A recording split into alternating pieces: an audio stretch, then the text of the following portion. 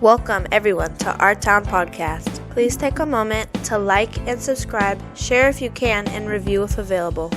We'd love to hear from you, so comment below and tell us how we're doing. Don't forget to visit ourtownpodcast.com for all the links and join the members only section of the website or sign up on Patreon. Now here are the boys of Our Town Podcast.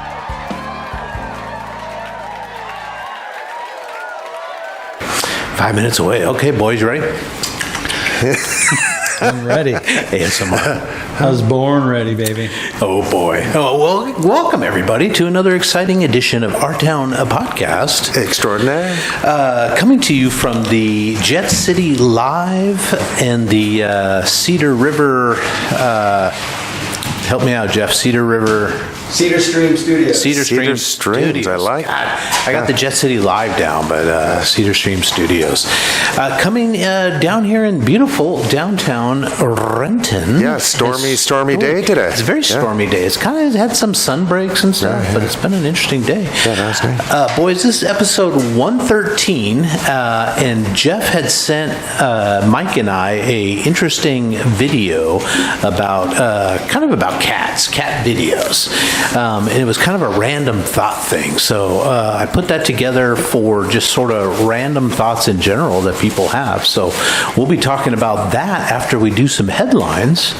But before we get to too much stuff, I want to throw out the safe word, which is, oh, my nose. That's because our brains choose to ignore our nose. Because if it didn't, your nose would be your point of view constantly. So you remember in The Jerk where they had those eyeglasses with the little handle? Yeah. Oh, yeah. And everybody's eyes got crossed? Oh, my God. That's what the way our sight would be, just totally always focused on your nose. Oh, gotcha. So your brain actually ignores it because the only time you see your nose is when you choose to see your nose. Right. So Yeah, you're right. you'd only see it. I wish we could tune out a bunch of other stuff, but can't do it. And then some fancy numbers for you guys. I thought this was kind of funny, and I don't remember how I came across these, but 493. What's that? That's the number of kills that John Rambo has to his names. The number of people he's killed on film. Just in film. film. Just documented. That's a lot of people. In Rambo 2, it is also said that he killed 59 men during the Vietnam War. So it wasn't on film, but it was alluded to. So that would bring his grand total to 552 deaths or kills.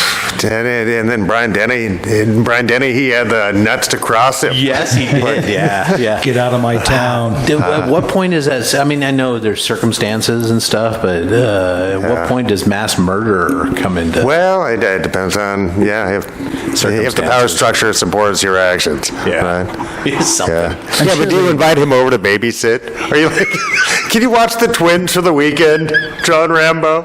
Teach him a few things. Yeah, probably not. Jeez, They all had it coming. And then another fun number for you guys, and I had forgotten about this, and I actually thought this was from a different state, but 100,000. It's a big number. That's the estimated amount of tires that we, as Washington State, dropped into Puget Sound in the 1970s and 80s to form artificial reefs. No, they know it. Do you remember this? I believe so. And I still see them once in a while along Duwamish, etc. Kind of wash up and stuff. They're trying to remove all the tires that they've located so far, and they think the estimated cost is going to be like $7 million to remove all these tires that they tossed in. Well, and now disrupt a bunch of settled soils, and now it is kind of a begrudged habitat, but still a fucking habitat. They're like, nope, now they gotta go. Oh, you moved in?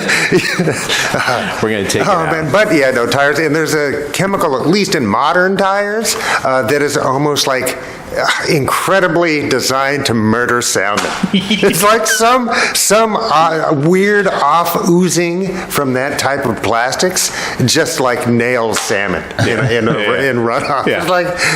It's like specifically designed for that purpose. Dumb. Could you turn my headphones up just a touch, Jeff? Just a touch. Just a touch. Just a touch too. I think that's my wow, mic. yeah, no, that's nice. That's my gain. But that's okay too. That sounded good.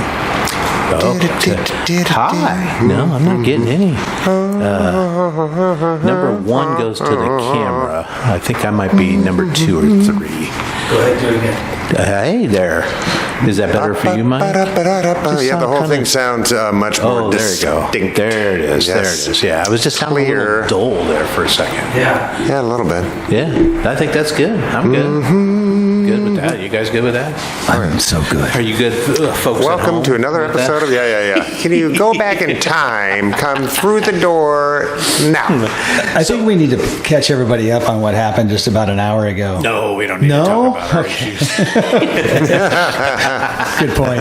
You mean the rain and the thunder? We need to The rain was recover. cool. Oh. Yeah, a little Thunder and lightning. squall there. Yeah, I feel bad for my doggies.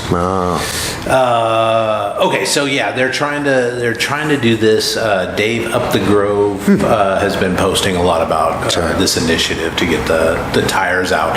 The problem is too that they when they go in, they identify an area and they get like 7,000 tires up out of an area, ends up being like 30% more than they thought there was.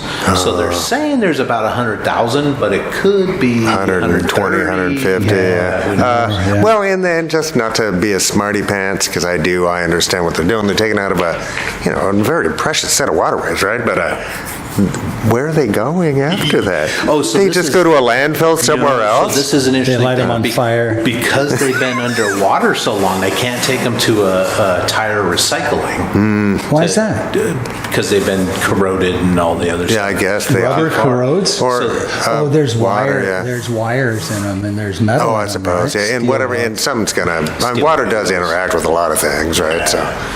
So they're having to take them to specialty landfills. Oh, my God. That can handle the toxicity of Which is a different river system.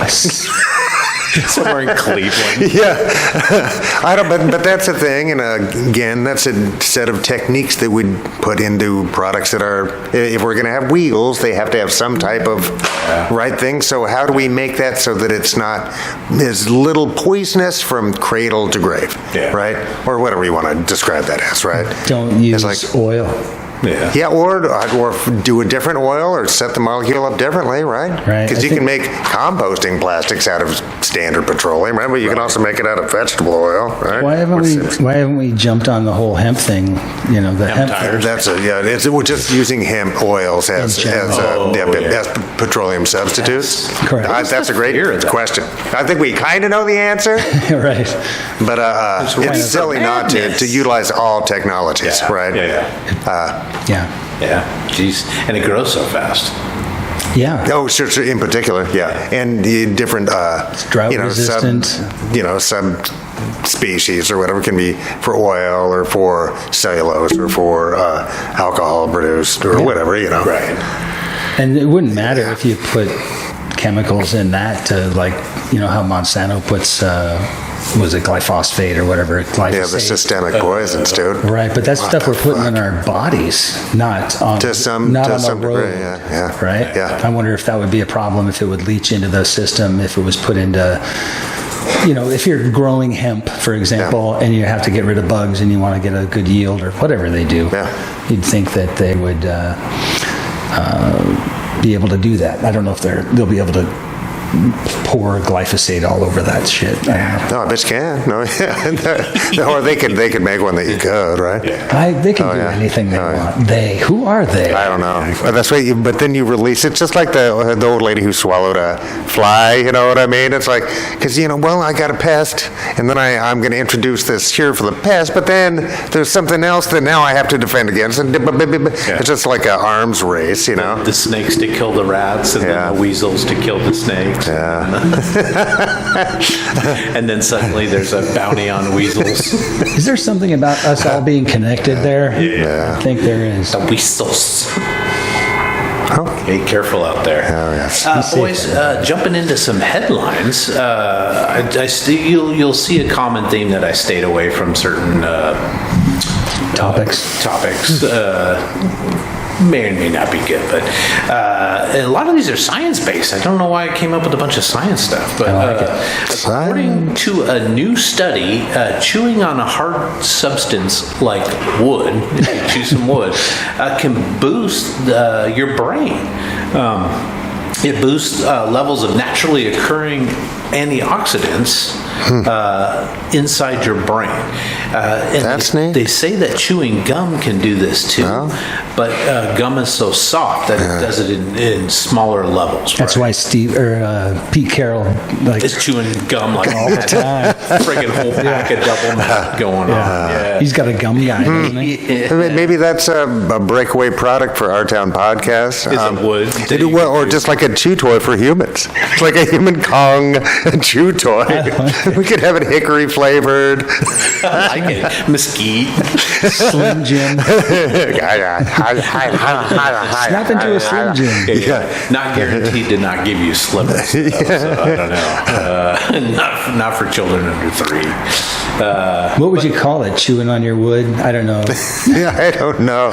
There's so many things Bone, that could go. yeah, I wonder if beavers just live forever then. Their brains are in perfect condition. I wonder if beavers have this innate, desire to stop the flow of water. Yeah, what's the name? It's like a beaver just sees moving water, it's like, hell no. This cannot be. Did you guys see that beaver Did you see that beaver that Shall not pass. Did you see that beaver that was caught? He was stuck between the top of the tree and the bottom of the tree. He was getting to that last bite, and the tree kicked up and then just. Oh, no. Oh, buddy. Was he dead or was he? Yeah. It totally he was done all that work. You'd think he would know what he was doing. Well, I don't know. That's very symbolic, actually. There's 3 other beavers. As they raise the retirement age. There's, the next day, there's 3 other beavers with clipboards, Beaver OSHA, trying to figure out what went wrong. Coming up with Clipboards and high vis standards. Oh my god! No longer can you chew alone. A lot of head shaking. A lot of head shaking going on there. But if beavers, man, their brains must be going crazy then, because if they're chewing wood all the time. Yeah. There's so much antioxidant behavior. How much wood could a woodchuck chuck? Yeah, if a woodchuck could chuck wood. Well, the antioxidant is glutathione. I don't know, something like that. GSH is what they're calling it. Glutathione? Close. Glutathione.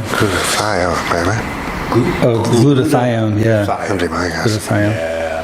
Geez, that's cool. So nobody's making that in a lab, and you're there's no putting it on a patch or whatever. There's no artificial way to they just haven't met my guy yet. Yeah. Well, we did that theories last week where they've cured more diseases than they haven't released it to the public because they don't want us to know. But something like this, it would just be like a ketamine drug, right? It's like pass it off to somebody. And how did they get this study done?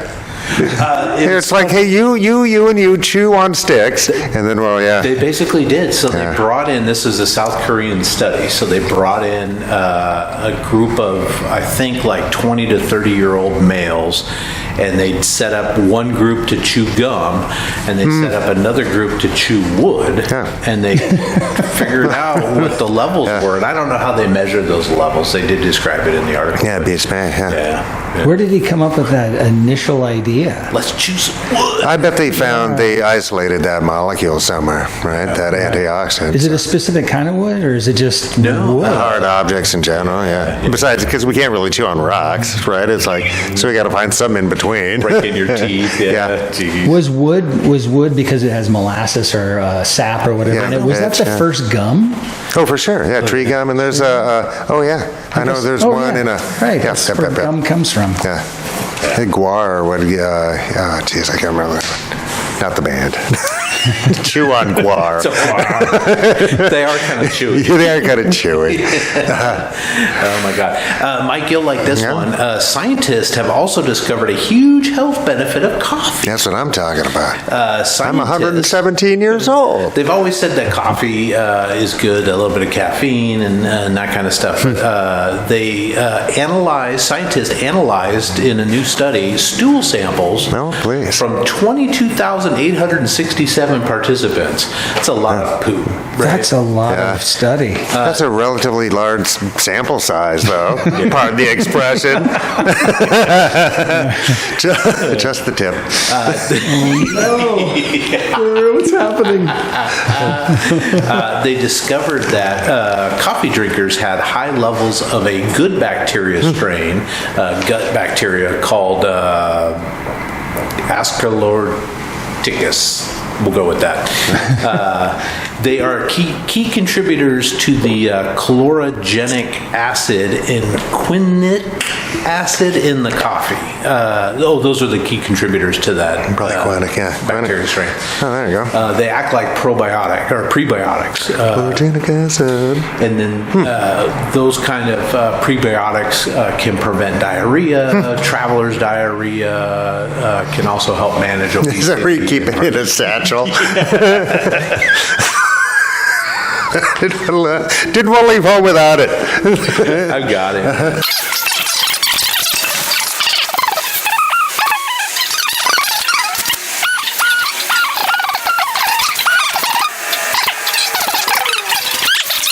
How's that? Oh, yeah, there it is. Oh, my gosh. I mean, it's worth the price of admission, It people. is really. Oh, Yeah. So, yes, drink more coffee and chew wood is, I guess, what I'm trying to say. That's where we've gotten to as a civilization. More black coffee. You'll like this one, too.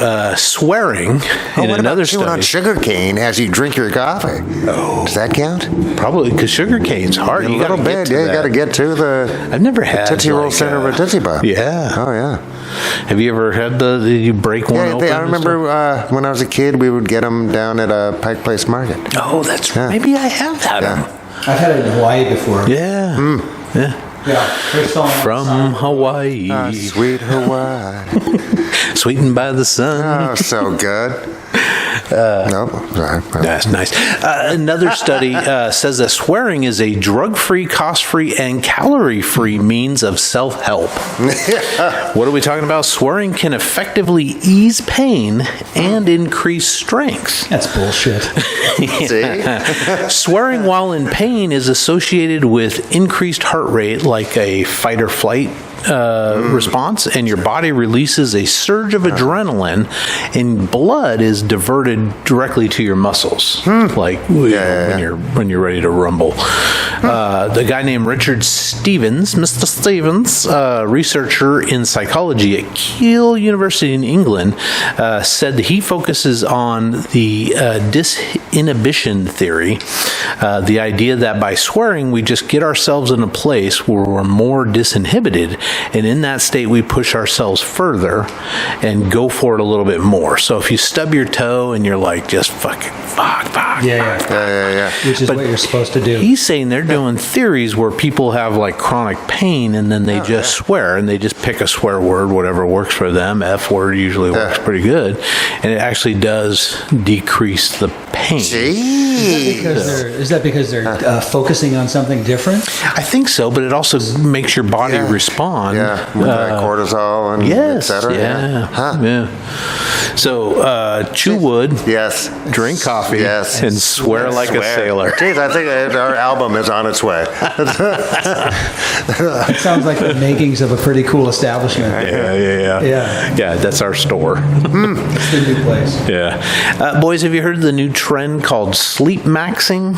It's like a TikTok thing. Sleep maxing is the trend to do as much as you can before you go to sleep to enhance or maximize your sleep time. So people create routines to max out what it takes to get to sleep and to fall asleep. So usually everybody's got their routine: brush their teeth, water pick, whatever it is, wash their face, put on nice comfortable jammies, open a window, window, get a drink of water, whatever it is you do before you go to sleep. These guys are like getting apps. I mean, these are like some intensive routines where it's like I need to do all my cleaning stuff. I need to put on these certain jammas.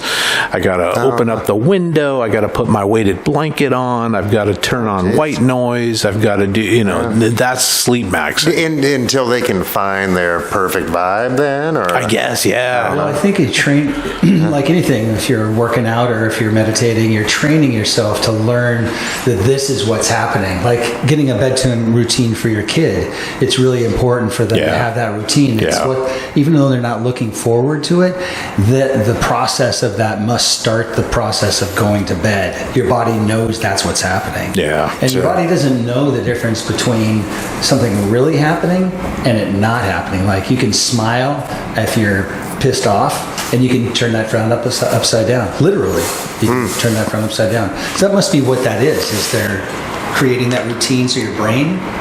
Yeah. Your brain just... It's just because sleep is super important. It's a third of your life, right? Get a higher thread count sheet, guys. Yeah. You're going to spend a lot of time there. Oh, yeah. But just to get to sleep fast and to stay asleep. And to have hopefully a higher quality of sleep. Yes, exactly, yeah. Yeah, geez, I don't know, because I know there's sleep studies and such for people to kind of maximize what they're doing. Yeah. I'm just not familiar with specific. But I can also see where, Western cultures love to commodify everything. Yes. And to sell products for everything. That's what a lot of experts are saying is there's a lot of apps out there that aren't like healthy to do. I put my head in the microwave oven for a 2-minute boil. Nice. Sometimes I'll sleep for weeks afterwards. Researchers say the tried and true methods are a cool, dark, and quiet room, limiting screen time before you go to bed, no exposure to bright lights before bed, no alcohol or caffeine within a few hours of bedtime. Don't you handle a jack, bro? And then, like Jeff was saying, having a regular bedtime and a wake time is great. But stuff like red light exposure is one of the trends, like exposing yourself to red light, taking supplements, taping your mouth closed. Some people do because they breathe hard or whatever that wakes them up, like a snore. Out of your nose is actually much better. They're saying none of those are necessary. Do the tried and true method. And then they also say that sleep should not be a intense, high-pressure chore.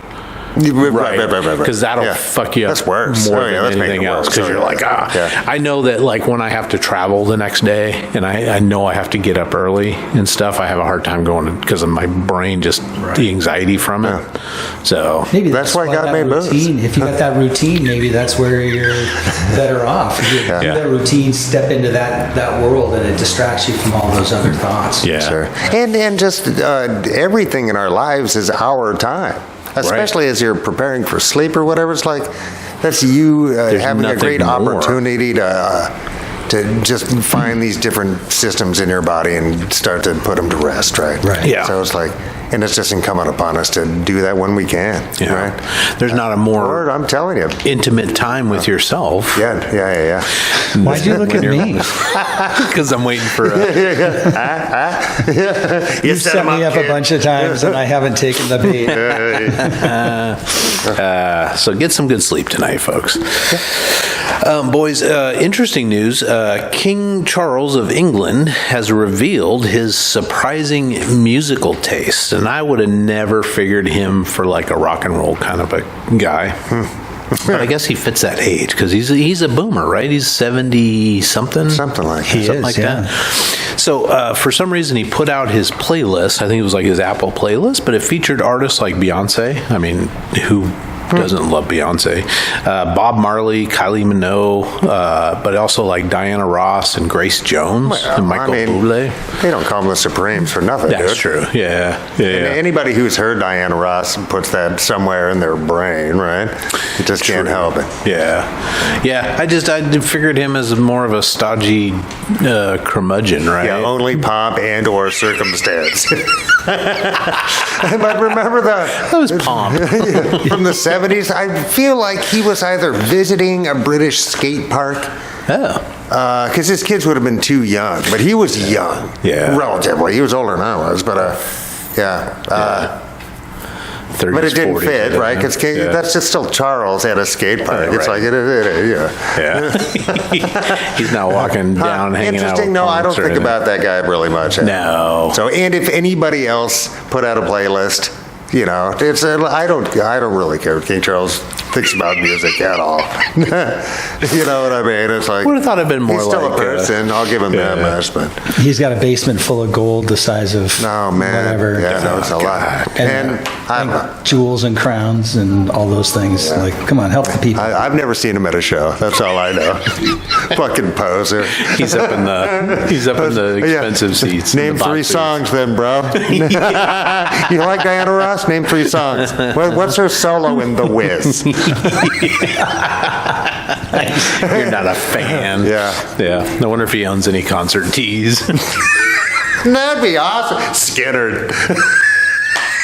So I'm a huge Skittered second helmet.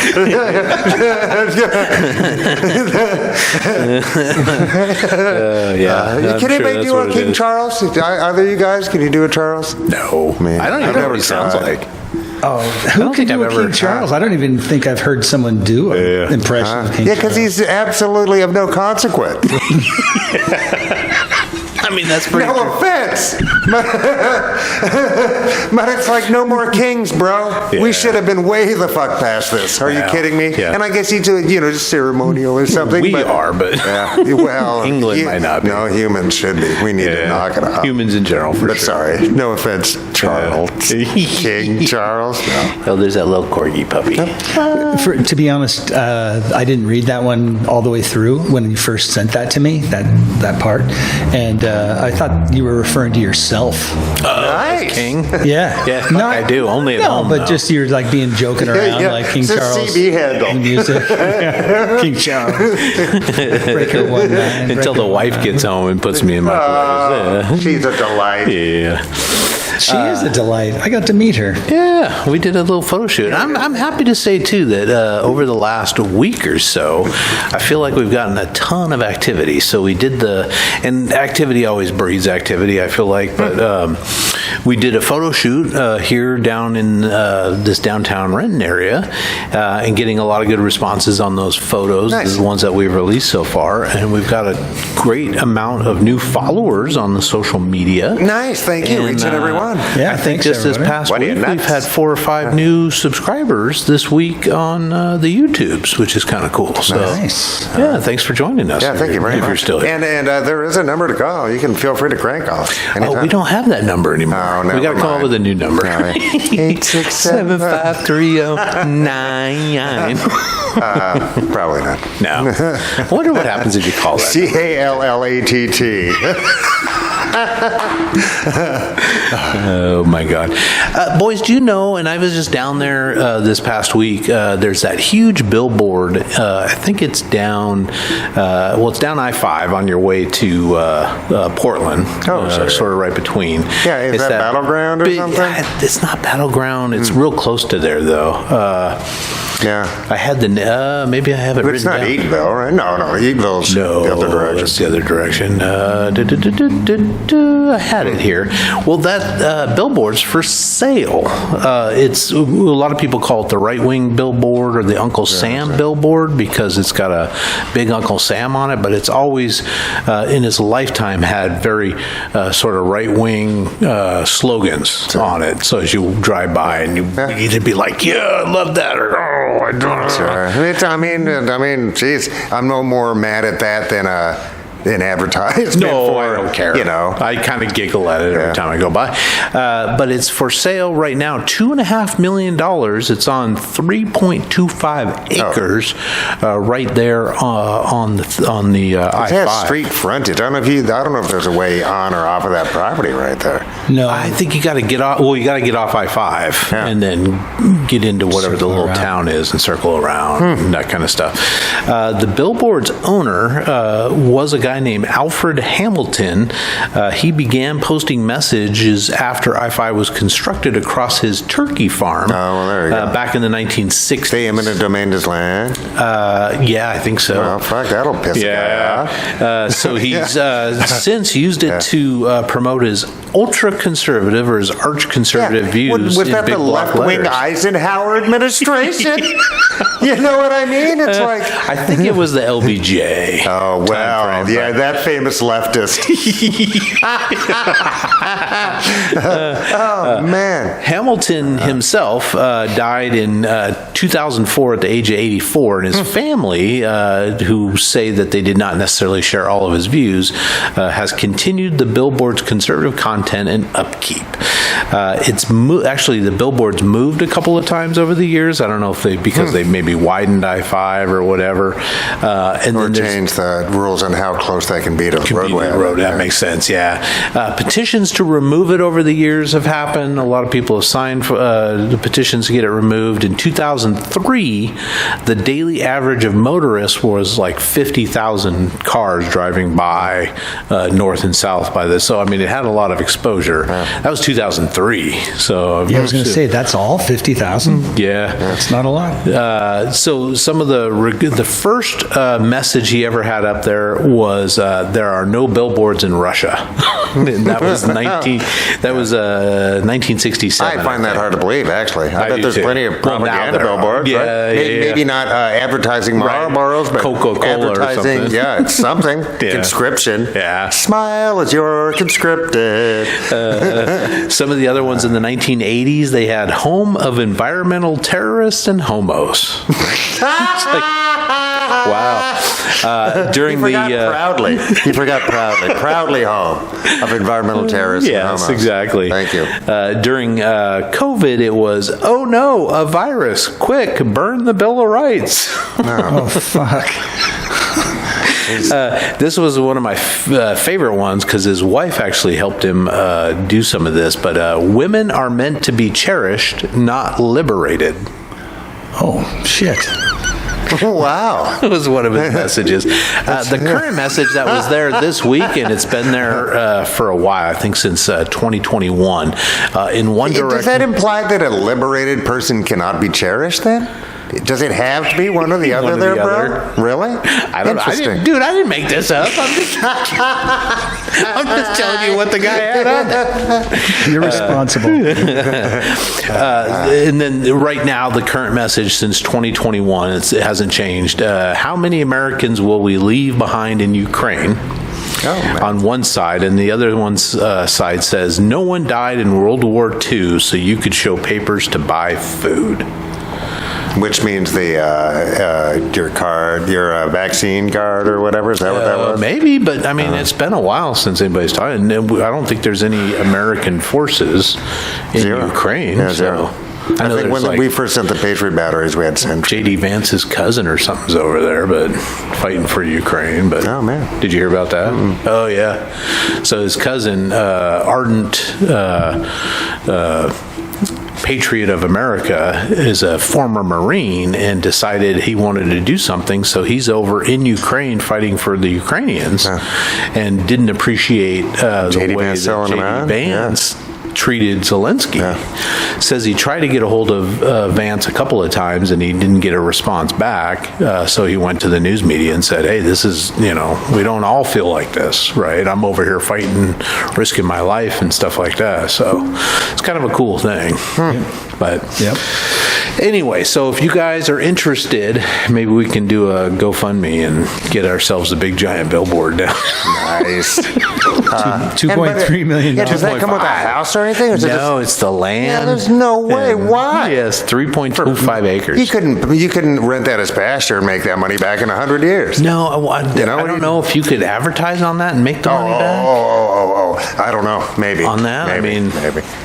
I don't know. Well, when you sell something, does it no longer? Yeah, would you have that grandfathered in as a structure? Yeah, once it gets does that sold. structure make up for the new style? Does it have lights on it and all the kind of stuff to hold a billboard? Because I don't know. It's friggin' huge. Fuck no, geez, that's a lot of money. It's a lot of dough. You could buy, plant a lot of trees. Right? I don't know. I mean, I guess you could put a gas station there or something. Somebody might buy it for the land, but maybe convenience store, another 7-Eleven. Kind of loud there. Yeah, right along the freeway. Yeah. I know. Right behind it is like a place that sells like rhinos and ATVs and stuff like that. That's neat. Golf carts and stuff like that's right behind them. Side by side. Yeah. Jeez. People love those things. Yeah. I don't like the picture that they have of Uncle Sam. He looks too thin. My vision of Uncle Sam is he's a little fatter. Oh no, I think he's a thin dude. He's thin. Yeah. Really? Yeah. Thin? Oh, okay. Yeah. Well, I'm wrong. Okay. But I just don't think that Uncle Sam is a right winger. I don't think so. Right? It's like, and that's the cool thing about symbols. Yeah. If they can mean anything to anybody, Right. That's kind of the power of them, right? So, yeah. I don't know. I like the truth, justice, Uncle Sam. Yes. Right. Yeah. Interesting. In the bottom of I'm looking at the picture of it. It says Hamilton Corner ILLC commercial space for lease. Yeah, there you go. All right. So I'm wondering if he does have it available for lease, that sign, or they had it for lease. Oh, beforehand? Yeah, where you could put up your own statement or whatever. Yeah, I don't know. That's what I wanted to do here, is actually make this into a big billboard, because there's lots of people that are going by here. Yeah. Oh, yeah. I mean, I hate the advertising world, but It depends on what you're doing with it. yeah. Yeah. Right. It doesn't have to be for plebo, right? It can be for all sorts of. For what? For what? Plebo. The Plebo Company. It's a Marx Brothers thing. It's a Groucho movie. Acme. Plebo. Yeah, like Acme. Yeah. Got it. Widgets. Widgets are us. Boys, a study came out about the happiest cities in America for Renton, 2025. number one. Renton wasn't on the list What? anywhere. How dare you. Seattle, I couldn't find on that list, but the same WalletHub.com did this study. Seattle ranked 24th on the most caring list, which was kind of cool. Nice. That just meant that there's volunteer organizations and people felt good about Some kind of safety net stuff. Yes, exactly. The happiest cities in America, the top 10, most of them are in California. Surprise, surprise. Number one is Fremont, California. I don't know that I've ever been to Fremont. I think it's in the Bay Area, isn't it? I don't know. Does that sound right? I think so. San Jose came in at number 2, and Irvine, California, which has a great mall, I hear, came in at number 3. Yeah, Irvine's down. Is that by the Bay too? More towards LA, I think. Oh, all right. Yeah. I would think the sunshiny parts, but Right? I mean, I don't beats me. people are soaking up Depends the on the vitamin criteria, D and stuff. In the bottom, most of them are in like Alabama. Big surprise. Yeah. But Detroit came in second to last at 181, and Cleveland, where I've been to These are just U.S. many cities, of right? time, U.S. cities, Cleveland came in at 182. Oops. Wow. So What was the reason for that? What's that they came in so low? I think it's the parameters of the test were a lot of things. Metrics such as mental and physical health, weather, commute times, caring neighbors, life expectancy, sleep rates, suicide rates, depression rate, income poverty, unemployment, a whole slew of other things. Cat per person ratio. They have a low cat per person. Yeah. Where was it they were eating the cats? Was that Springfield or something. Springfield. Oh my God. I wonder where Springfield came So in. dumb. Yeah. Cleveland, I don't mind Cleveland. Cleveland had some nice areas. Okay. Yeah. Never been. What is it about Cleveland? I would never go to Cleveland, but I also said I would never go to Tulsa, Oklahoma, and I found myself Tulsa's in Tulsa. okay. Yeah, it's a beautiful city. Yeah. It's I wouldn't want to live there, but it's decent. Yeah, I mean, I was expecting Superman to jump out at any time because it looks like Metropolis. From the 50s, yeah. It's got that Nice. Art Deco feel to it. Yeah, and I just know on the highway, it's like, oh, geez, look at that mega church. And then, like, less than a half a mile, Gee, look at that mega church. And then, like, quarter of a mile, look at that mega church. It's Yeah. like, how do you have, I mean, if everybody in the city went to one of the, I mean, how do you fill these mega churches? I don't know. So, I don't know, man. Cleveland's okay. They had some nice areas. And that's Rock and Roll Hall of Fame, right? Rock and Roll Hall of Fame is kind of cool. And what's the river right there? Is that the Ohio River? Is it the Ohio? Yeah, it makes sense. Is that the one that was on fire way back in the 70s? They had a waterway, but I don't think it was the Cuyahoga or the... Cuyahoga. Yeah, something like that. Yeah, and some of the Cuyahoga... like forests and stuff are really pretty. Oh, I bet. Yeah, so I didn't mind it. It wouldn't be somewhere I'd want to go. It does snow a lot there. They get the lake effect and stuff. But, I mean, there's some parts of it that feel just very industrial, old, you know. Cleveland? Cleveland, yeah. Kind of what I picture Detroit also on the list, right? I haven't been to Detroit, but... I've got some friends that grew up in Detroit or around Detroit in that area, and it just was decimated for so long. You know, there's just nobody living there. Right. Like a mass exodus when the cars dried up, right? Yeah. Well, mostly. Yeah. And Just started to tariffs are rust. coming, boys. More. Let's do it again. This will just suddenly spring up. Yeah. It is. It's gonna. I don't know. I'm nowhere. Positive, actionable. Positive, yeah. Positive action. Jeez. And in final news, guys, rest in peace, Bob Rivers died at 68 of cancer. Jeez. He hasn't been on the radio here for, gosh, what has it been, 25 years or really? so? I think it's been a long time. It's been a long time. But man, he was one of the guys I remember growing up with on the radio. Because for me, it was hugely KSW successful. or KZOK. Those were kind of the two, right? Oh yeah, no, it was great, and they did it. They had a lot of funny stuff. Yeah, right. Like all the Twisted Tune stuff. Yeah. For me, I think Robin and Maynard were my most Roy Otis. go-to. Roy Otis and stuff like that. Good. But we've got a local guy. Oh God, I can't remember it. Sorry. There's a guy that lives just up the hill here who was, you would know, Daryl Truck Rogers. Do you remember Daryl Truck Rogers? No, but I like it. Yeah, Daryl Truck Rogers. Yeah, he's a local yokel up the hill. And DJ? DJ, yeah. Cool. nice. Oh, yeah, I think he was on KJR, nice. King, maybe those two, maybe even KISW, I can't remember. Okay. Yeah. I was just thinking about that radio history too. You remember when KPLZ, I think. Remember when KSW, everybody left and it became KXRX. KXRX. Oh, yeah. And that didn't last. Yeah, 96.5. It did for a little bit. Yeah. But, it was but a not thing as for a long as minute. KISW and KJOK. Yeah, and they took most of the talent out of KSW. A bunch of them, because Mike West, I think he might have become program director over there or something. And then he ended up on the mountain. I really liked him and Crow and West. Wasn't it Crow and West for a while? Yeah. Wow, Crow and West. Was it Crow? Yeah, Gary Crow and Mike West. That guy had like an immense knowledge of just facts about every musical anything. Right? He was really cool. Yeah. I love that guy. There was a sort of a resurgent in like maybe a year ago where they got Marco Collins and Mike West or maybe it was Marty Reamer, one of those guys. They tried to do another sort of mountain-esque station. Sure.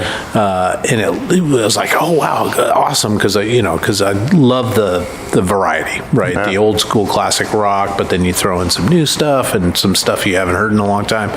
But it didn't last. They couldn't get a footing or whatever. Now it's and radio's hard, man. Station. Yeah, and if you're not, because it costs a lot. Yeah. Right. And if you're not part of who's the big iHeartRadio? I mean, they ate everything. Yeah. Is Intercom still a thing? They're still. Oh, I'm sure. Yeah. Because iHeart, I think, is KZOK. All right. And Intercom is KSW. Yeah. And then what's the other? And then all the AM stuff is Premier Radio Networks. Fucking just monopolize. The consolidation is nuts. It's not good, man. Yeah. It's not good. Carlin talked about that too. Yeah. Say, dude, can we say George Carlin's a friend of the show? Yes. Are we at a point in our lives? He can't deny it. Yeah. He's here now. He's like a professor emeritus. Yeah. In my life. Yeah, geez. But he wasn't wrong. Nope. And in that, the consolidation of not just media, so the voice, but the parameters of argument. Right. The parameters of what? Of the whole argument, of all of it. The framing of, what's even acceptable to talk about, think about, and wiggle around, right? It's like but then to consolidate into smaller and one voice is more dangerous. So, but and they have whoever they like are, radio. have the power. Yeah. The consolidation makes it so that we are no longer able to hear a bigger, broad. And why can't we? Isn't there monopolistic laws? There used to be, right? Everything from Sherman antitrust, et cetera, and the FCC has specific rules that they can apply. Right. But just don't right now. But the technology, like we're doing now, is the democratization of it, right? That's the big Could be, disruptor. but then just a few companies can throttle or thrive that, right? Yeah. And that's the power one more that Elon Musk wants to hold, right? With the satellite internet shit, right? Yeah, if he can be and he's already proven that he can't be trusted with that tech because he'll turn it on and off. Right? And by his whim. Right. And so, because, he comes from a state of mind where breaking contracts is great as long as it benefits him. Yeah. Breaking his word is great as long as it benefits him. Right. And he's not alone in that, but that's no way to conduct a civilization. That's the opposite way that humans have been able to have a civilization. Because it's trust. It's the Elon Musk algorithm. I hate that word, by the way. That word is, the internet and everything that is literally not is overused, right? But it's not my algorithm. I didn't set up that algorithm. Yeah. I got to live by your algorithm? No, I don't want to live by your algorithm. There's too many. We're all different algorithms. Just enough to entice. Yes. But not to expand. Fuck them all. Yeah, it's a trip. Yeah. Or just take it back. Right, trim them down to size. They all get a chance to exist. Oh, right. You're talking about the monopolistic. Yeah. Just hobble their power, right? Yeah. Because that's the whole point of government is to control the minds of.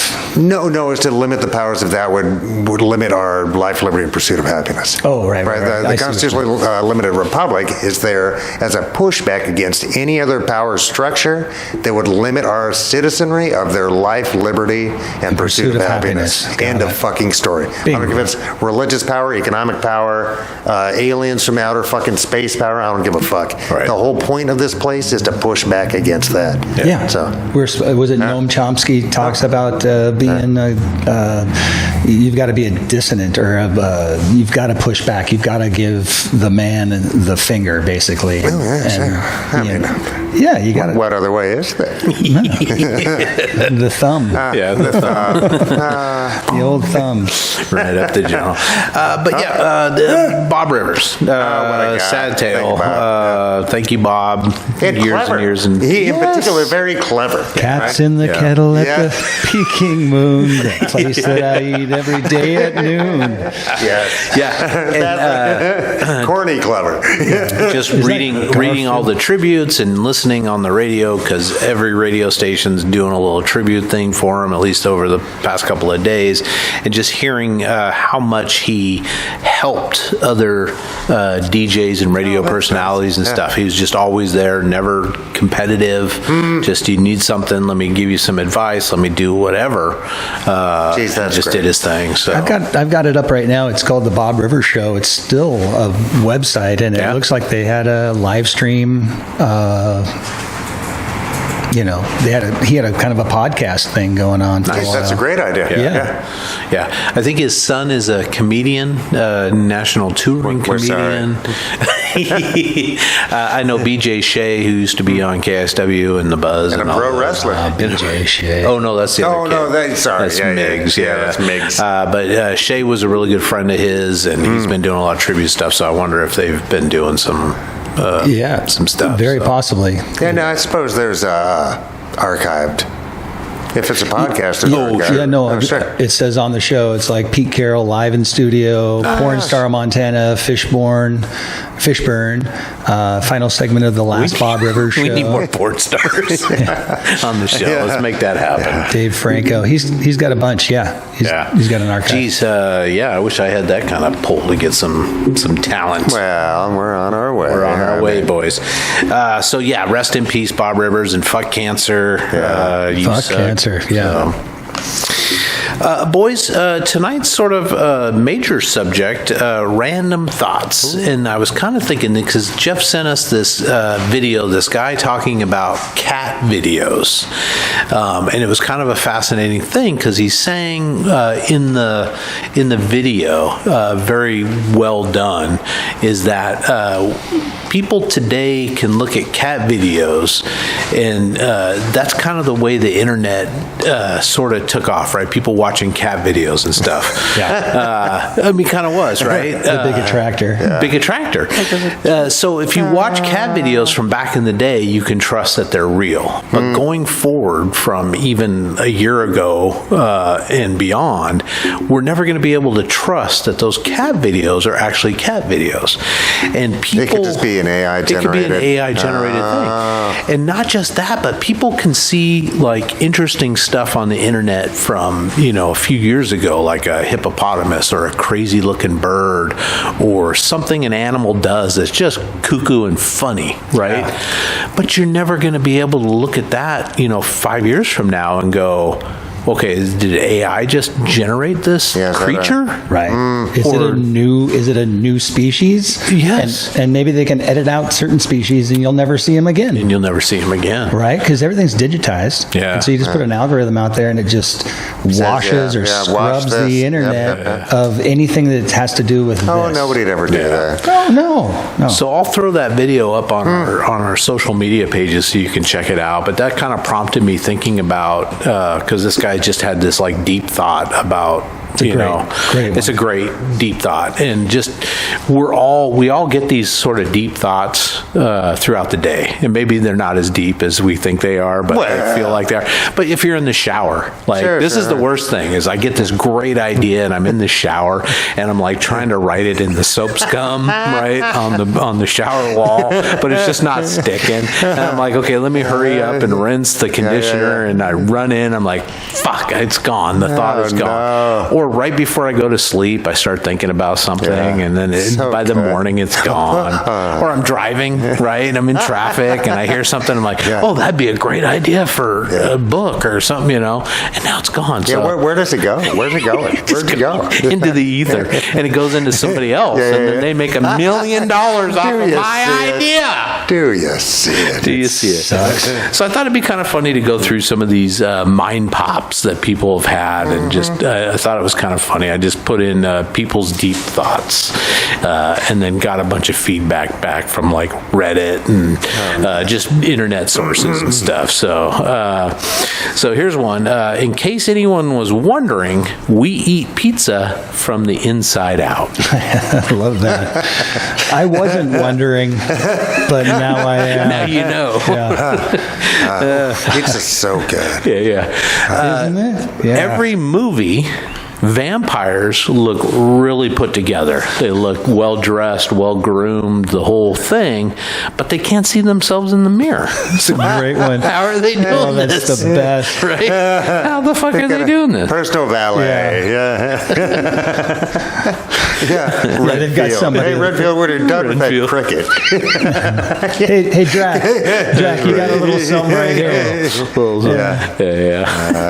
I wonder how they do. Geez, I don't know. That's a good point. Anybody have a favorite vampire movie? Lost Boys. Lost Boys. I just watched that with the kid the other day. I liked it. Just kind of connected with me when I was young. So and that last line on there, the grandpa says, they've always I can't remember what he says, but something about fuck vampires or something. But they've been around. He's known they've been around. Yeah. Geez, what about you, Mike? Any? Oh, gee, nothing I can think of. The Renfield, maybe? Yeah, Renfield was wasn't cool, bad, yeah. Hey, or Deading Loving It, right? Isn't it? remember what's that. the one with? It's Mel Brooks. It's Dracula movie? Yeah, with Leslie Nielsen. Yeah. Oh my God, Leslie Nielsen. That guy. So dumb. Yeah. Yeah. Jeez, all right. Boys, in order to fall asleep, you have to pretend to be asleep. Yeah. I mean, it's You're kind doing of good. true. Yeah. It's working. It's Is working. he asleep? You put a little something below his nose and he's breathing. Yeah. I like this one. If you were to get up exceptionally early, then the rest of the week you'd get to sleep in. So on the weekends, if you were getting up like really, really early, and then the rest of the week you just got up at normal time, Yeah. then you'd be sleeping in. That's a great idea. That reminds me of something like my mom would have said. Well, you that- know what I mean? To That's think she's tricking me into it, that I'm not aware that I'm still getting up early. Falling for it. Oh, man. Well, deep thoughts, it always brings me back to Jack Handy. Yes, I was thinking about Jack Handy. I was trying to remember some of those. I should have looked some of those I've up. got one that's always been my favorite. It says, he always says, he says, if you ever lose your keys in a river of molten lava, forget it, man. They're gone. Like you were going to try to go get them. Yeah. Or if you see somebody, if you jump off the Sears Tower, just pretend like you're swimming, right? Just like you're swimming. So just go real limp, because someone watching might think, hey, a dummy. And then think, hey, free dummy, and then catch you, right? Just the most ridiculous. I fucked that one up, but you know what I mean. Jack. Jack. Here's one for the Star Wars fans. Is Chewbacca his real name? Because Wookiees probably can't even say Chewbacca. That means Chewbacca. How does he make a noise? I don't know how he makes a noise. Yeah, that's a good point. Is that like his appropriation name or whatever? Yeah. Poor Chewie. Poor Chewie. Jeez. Boys, is chasing dreams or fulfilling goals more important? Chasing dreams. Geez, I think, chasing dreams for sure. Yeah, I don't know. I think it's if the words really matter, because chasing dreams can make it feel kind of wispy and not possible, right? But like you're always. But the other one seems goal. Yeah. Right. It feels good to check more off your worthwhile goals. because its goal has a certain connotation, right? Yeah. You can't have one without the other, maybe? I don't know, sure it can. But and because I think because we were talking about this last week, it's the idea that can birth the action. Action without the goal, the idea, the formatted dream or whatever, what the place flailing, right? Yeah. So you have to have a direction to roll into with action. So idea, the dream, etc., is the birthplace of that action. Right? Yeah. What about you, Charles? What do you think? I don't know. I love like you said, or somebody said, the wispy feel of chasing the dream, right? Because you're always in that focus, right? You're always in that. Well, I think there's a beautiful thing about chasing a dream is that once you obtain something or get it, you're done with that feeling, right? Yeah. That feeling of wanting to seek it, right? Because you've fulfilled it. Now you just have to have another thing. Yeah. And we all are like saying, I need happiness. I need joy in my life, right? Where does that derive from? Well, I think it comes from the act of thinking about it, from mentally picturing it and getting excited about it. Yeah. The actual obtaining of it, like they say, if you tell somebody your dreams, you might not even do them because you've basically gotten the dopamine hit that it took, because they're like, oh, that's great, fantastic, I'm so excited for you, and then you never actually do Just it. like so you're it not has been supposed. completed. You're right, and so you get that excitement, but then it I should goes just try that. goes away. Yeah, but there And is then me something and to be Lonnie said about Anderson it. made out at the skating rink. While Bert watched. What the fuck? That's part of the dream. That's our That's shared part dream. of a goal. Yeah. Set a goal, or but there is something about about checking those boxes, right? Getting those goals accomplished. For some, I putting think a feather in your cap, or it does the trophy feel good. on the mantle. Like going to the gym and getting it done. I don't know about that, but I wouldn't know anything about that either. No idea. but no, just you're writing a book and you're chasing the dream because I want to write a book. Yeah. Right.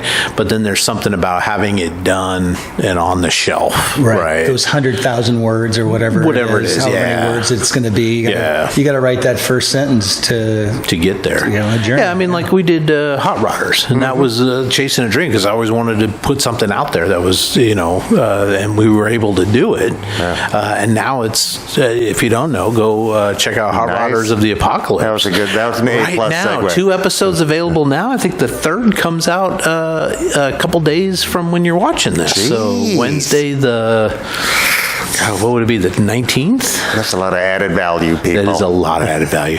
But yeah, just and feel good that you put out that thing, right? Yeah. So I don't know what's more talking important. about it's like one thing, but actually the fulfillment of that, putting it on a checklist, I don't know. I guess if you fulfill it and you mark that check and you don't have the next dream, like the season 2. Yeah. Season 2 of Hot Rodders. Of Hot Rod. If you don't have that next dream to go after, then that would be a problem, I think. Yeah, and maybe it's just what's appropriate for the person. Yeah. Because some I think some people, just feel better and less anxious, right, and more complete when they do have a checklist of life or whatever, and other people don't. So I think. Do you guys create checklists for anything? Yeah, yes and no. Yes and no. Yeah, and then they just go into the round file. Yeah. I work through a double system. I've got 2 pages, so I'll do the checklist, and then I'll check those off, or 5 of the 10 that I needed to do, and then I'll just translate that to the next page, and then add more if I needed to, and then work on that the next day, and then go on. And it's just an everlasting checklist of things to do. Oh yeah, no, like everybody, but but it helps me. Yeah, adulthood is like 1 star, bro. Don't recommend it. Would not recommend. I used to run around in the woods and hide in ferns and shit. All you kids out there, remember, stay young. Stay in the woods. Stay fucking young. Your parents, no matter how fucked up you think they are, it's a free ride. Oh man, this next one is just, I think, I don't know, it's semantics or whatever, but a parcel sent by car is called a shipment. A parcel sent by ship is called cargo. Why? Right, the etymology of words is interesting. It really is. Yeah. Well, I guess you could do a shipment by boat, but they don't call it that, do they? Yeah. If you ever think about like maritime law and maritime terms, you look at the human experience. You look at a ship goes into a berth, right? You berth the ship. There's a ship there's all kinds of these correlations between terms from the nautical world and the human experience, like from birth until death. I can't remember them all right now. Of course, I start thinking about that, so it just goes away. Yeah, I mean, humans have been doing it, a long time on the water. Yeah. Like for a minute. It's pretty good. Yeah, the Phoenicians went to like South America, right? Yeah, that's the rumor. Yeah, I mean, it's like straw boats and shit. They're like, man, we got this. No, just like, we're good. Let's go that way. Feeding sharks along the way. Look, panthers, great. We left a place that had big cats, found a new place. Guess what? They have big cats. Can't get away from them. Fuck. Oh my God, boys! Another semantics thing, I think, but or just etymology of words. But the words B and Q are just a letter pronounced followed by a bunch of silent letters. Especially Q, right? There's like just what? There's like 5 letters after. It's like, what do you need it for? Why do you have 2 E's? But I think it's more just a distinguishing thing, right? Because if you just said B, okay, are you talking about the letter or the insect, right? Yeah. Right. Yeah. Cute. But Q, what the fuck? Yeah, Q is like Q-U-E-U-E? And I think, I think of a Q as being British, but that doesn't look like an English word to me, right? That looks, I don't know. A British word for share. I put you in Q. Is there a single job out there in the world that is not built around the idea of helping others? Hitman. Well, you're helping somebody. Right? Yeah, well, I guess, yeah. Or you're just You're helping somebody get rid of. Keep trying, Mike. Keep trying. Next. Yeah. I don't know. Still a service to someone. Yeah. Cat wrangler. I can't think of anything. Yeah, you'd be hired for something. Yeah, to do work for something. For something. Yeah, somebody's asking you to do something for the service of that act. Right. You get that end result. I can't think of. I think anything and everything. Yeah. Yeah. Maybe the Is it organ service grinder for somebody else? because it's the only service for himself. Yeah. Take money, just shut up. Yeah. Ding, ding, ding, ding. Yeah. Monkey. Monkey. Just doing it for the monkey. That's what he's doing it for, is the monkey. What a grind that must be.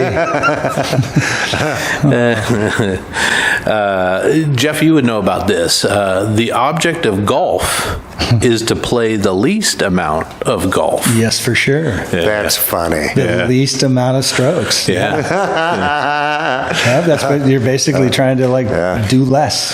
That's why whenever I do like mini golf and they have a cool hole, I got to do that one over and do it like 3 or 4 times. Yeah, especially if it has to do with like bouncing off of some walls crazy and stuff, and then getting through the windmill or the clown mouth or whatever. Yeah. I had this just as a reference when I was a kid. I think I was like 5 or 6, but I had this toy, and I wish I could remember the name of it. And it was these green plastic barrels, but the top was a rubber. Right, you'd stretch it over the top of it like a rubber band, not a rubber band, but rubber material, like a drum, boom, right? And then you had this ramp that you took a steel marble and you made the marble go down the ramp, and you found where the steely would go, and then you'd put a drum, and then wherever that one would go, you would put another one, and they had like 5 or 6 of these drums, and you keep it going. Yeah, you could set it up anywhere, and wherever it was going, that just made me think of that whole thing. So if anybody out there knows the name of that particular toy from the 70s, I think I was about 5, so that'd be 73 to 75. And it was just this cool thing. It was a tower, like a ramp, and a bunch of these little Yeah. We did talk about doing a toy, like Toys of Our Childhood episode. We'll have to do that at some point. Maybe I mentioned that before. I'm repeating myself. That's okay. Leaded paint in our toys and shit. Mike, what is coffee? It's just a coffee flavored water. I guess it. Well, now people added, super mocha with a twist. Yeah. I guess you could say the same for tea, then, right? Yeah, I guess it would be because it's just tea flavored water. Flavored water. But we love it so. Oh yeah. Water, the big medium. Yeah, water's the thing. It's it around these parts. Didn't they just? They threw somebody down recently at a landing on the moon, a private company. I think 2 tried to, 1 made it. The second one kind of fell over. Was that the Chinese? Or 1 fell over. No, it's fell American over, and 1 was company. successful. Was it? Yeah, Texas or something. But then I think they also feel like they found water. Oh, I didn't like hear that underneath part, not liquid water, but enough water there to be able to process it in, from surface. Really? And yeah. And also, evidently, there's a lot of cave systems. If you've seen the Transformers films, you know what caves I'm talking about. But caves that probably have water, right? Because once we have water up there, we can process a lot of I've shit. heard that the moon is actually just a satellite that was dragged there at some point. And if you look at all the impact craters, they're all exactly the same depth, and maybe it's hollow. That's a weird That thought. it does have a weird resounding when stuff hits it, yeah. Exactly, yeah. It has a bell, like a bell. Sounds like a bell. Beats me. I don't know enough about that. It's the Death Star. But I mean, it is a satellite that did get dragged there. Yeah. It's just a matter of if it was made by somebody else somewhere to spy on us or whatever. Yeah, but if they've got the tech for that, they're doing whatever the fuck they want. Right? They don't really need to tiptoe around us, really. Is there enough water up there to flush a toilet? Not in liquid form, not even remotely fucking close. And you would have to farm it, but you're also going for the hydrogen 3. Right? So you scrape the surface and not that deep in. The caves offer protection from radiations and smaller stones. Because there's no atmosphere. Nothing. And no magnetosphere to keep you from getting barbecued by gamma rays, etc. Yeah, not gamma brand rays, but those in addition. Right? There's plenty of things outside our biosphere. Oh, yeah, which our magnetosphere has been keeping us safe from. Yeah. So we don't get microwaved all the time. Yeah. All the time, dude. I choose to. Brain boil. Try it. You'll love it. Got hot thoughts. Yeah, but yes, so you scrape and farm that. And so if you can get water and like H3 is it can be a fuel or used for other shit. What do you mean scrape? You just scrape the surface. Because that stuff... like it's in ice form or it's in... It's in crystalline form? It would still be in ice, but yes, it would be a small crystal, and you would just farm it out. Oh, okay. And then you would have to take it inside? Or whatever you're processing it with. Processing it with, got it. You got to break down something. And you could use the H3 as a fuel source to break that stuff down. Cool. That's all I'm saying. I started watching Space 1999, which is free on Amazon. Yeah. First season, Martin Landau, right? Sure, and yes. Barbara Bain? I think so, is his man. wife. Good call. Yeah. Just fascinating because it's corny, but it's fun. I look forward to that. Was it every Thursday night? I don't know. Oh, yeah, totally. I remember 1999's 22 years away. Yeah. Or whatever. Wonder what the world will be like then. Right. Great. Space, 1999. But the whole moon just gets a massive explosion from the toxic shit that they send up there, the radiation poisoning. Because the moon is like the dumping ground for all the shit we've created on Earth. Right? I've not seen that since I was a little kid, so I didn't. Something happens. I forget what, but something overheats and it explodes and it sends the moon careening into space, outer space. But like way far. Way far, but it goes through a couple of black holes or something. Oh, okay. It takes Some weird shit happens. farther and farther away. So they're while they're on the moon. While they're on the moon. So the moon is the actual spaceship. They have a moon base on the moon. Right, But the moon that. itself is like the craft. Yeah. Right? And then they have those cool ships. Yeah, the Eagles. The Eagles that my buddy had. Cool. They were die cast, dude. Yes. Yeah, I do remember those. He had a couple of those, and I was so jealous. But so they use those to flit around. But and that production company did a bunch of other stuff. It's like Anderson or something. I think they're British. They are British. Okay. And they wanted to bring some American actors on, so they got Landau to come on because they wanted American audiences. Market, They wanted the American market. And I guess the production company was totally like, shot we don't for want these Landau? fucking Americans. I can't do it. British accent right now, but these fucking Americans. I don't know what. I think he's capable, though. I have no problem with Landau. Fine. But still, he's the American. He's the American actor. Well, Eastwood was busy. Let's go with Landau. I mean, was William Shatner not available because he's a little too overacting? Kind of thing, but geez, no, I'd tune into that. That's a great idea. Yeah, it's free. The 2 seasons is on. Check that out. Amazon. I'm looking at it right now. I'm looking at the Eagle and the space station. That's awesome. Totally bringing me back. You know what it looks like? It looks like the old. The space station looks like the old Renton hospital. Nice. It's that sure. circular kind of an idea where Kmart used to be. Yeah. And one of the best things you could do, actually, is build, if you can get enough water off of any body that you're on, or even your ship, build your heat and radiation shielding out of water, out of ice. Right? Have a huge, I'd roll around in a giant fucking, that's what comets do, in a giant ball of ice, and you're safe from way more, not like neutrino style shit, but So just mass stuff. build an igloo around you or something Yes, like that? and then we've got water. Yeah. And scrape the inside of that. Yes. No, you just and recycle it's, it and it's back tough, in. yeah. And if it gets smacked or broken or whatever, it's like, I like it. yeah, that's a thing. Should be easy to patch, right? Yeah. Yeah. Shielding. You heard it here, TM. Yeah, TM. TM. I'm an ice pirate. So yeah, so What was the Ice Pirates? Oh, it's awful. That it's was, Robert Urich. Urich. Yeah, but who else is in there? Angelica Houston, Oscar award winning, That's right? right. Angelica Houston, Yes. please be a friend of the show. Yeah. Please. Was that Peter Weller in there too, or was that something no, else? I don't think no, in that was one. Buckaroo Ron Perlman's in that one. Banzai. Oh yeah. What's a trippy cool movie? Yeah, yeah. But, Which movie are you talking about? Ice Pirates. Ice Pirates. It's terrible. It's corny. It's really corny.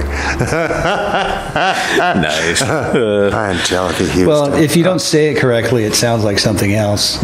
Yes. Yeah, I bet there's that's in the adult section. Yeah. That's in the about a extended spin-off. content. Yeah. Boys, only one sock ever goes missing because if they both did, you wouldn't notice. You wouldn't notice. That's not true, man. I've got probably 25 different pairs of socks, and none of them are the same.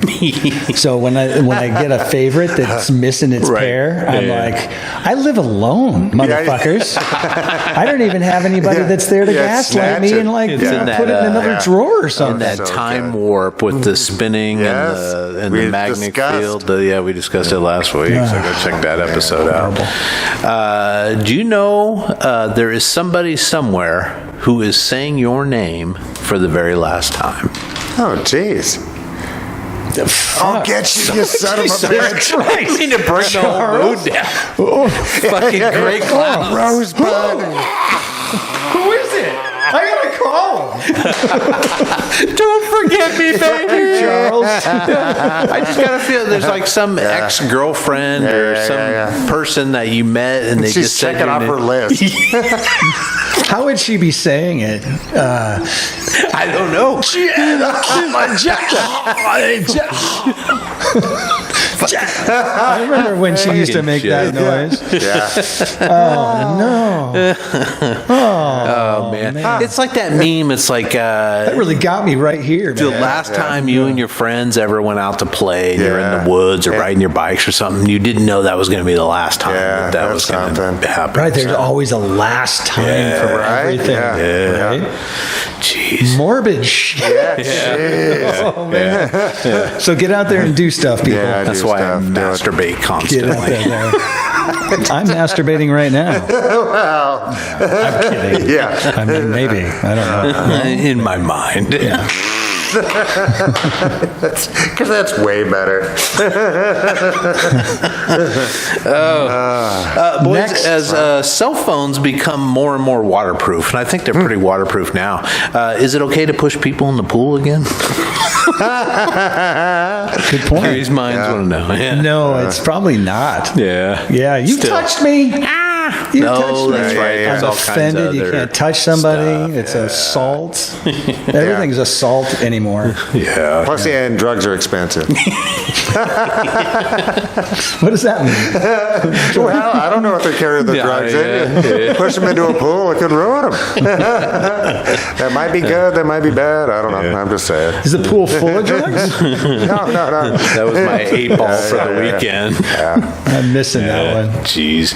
All right, well, how about this one? When you become certain about things, it doesn't mean you know the answer. It just means you have stopped looking for the answer. Very, very good point. Yeah. That's right. Yeah, get out of the way. You should get out of the way of the person that thinks they can do it because they're not gonna stop finding an answer. The people that shouldn't be on your team are the people that can't, continue to think of the possibilities. Yeah.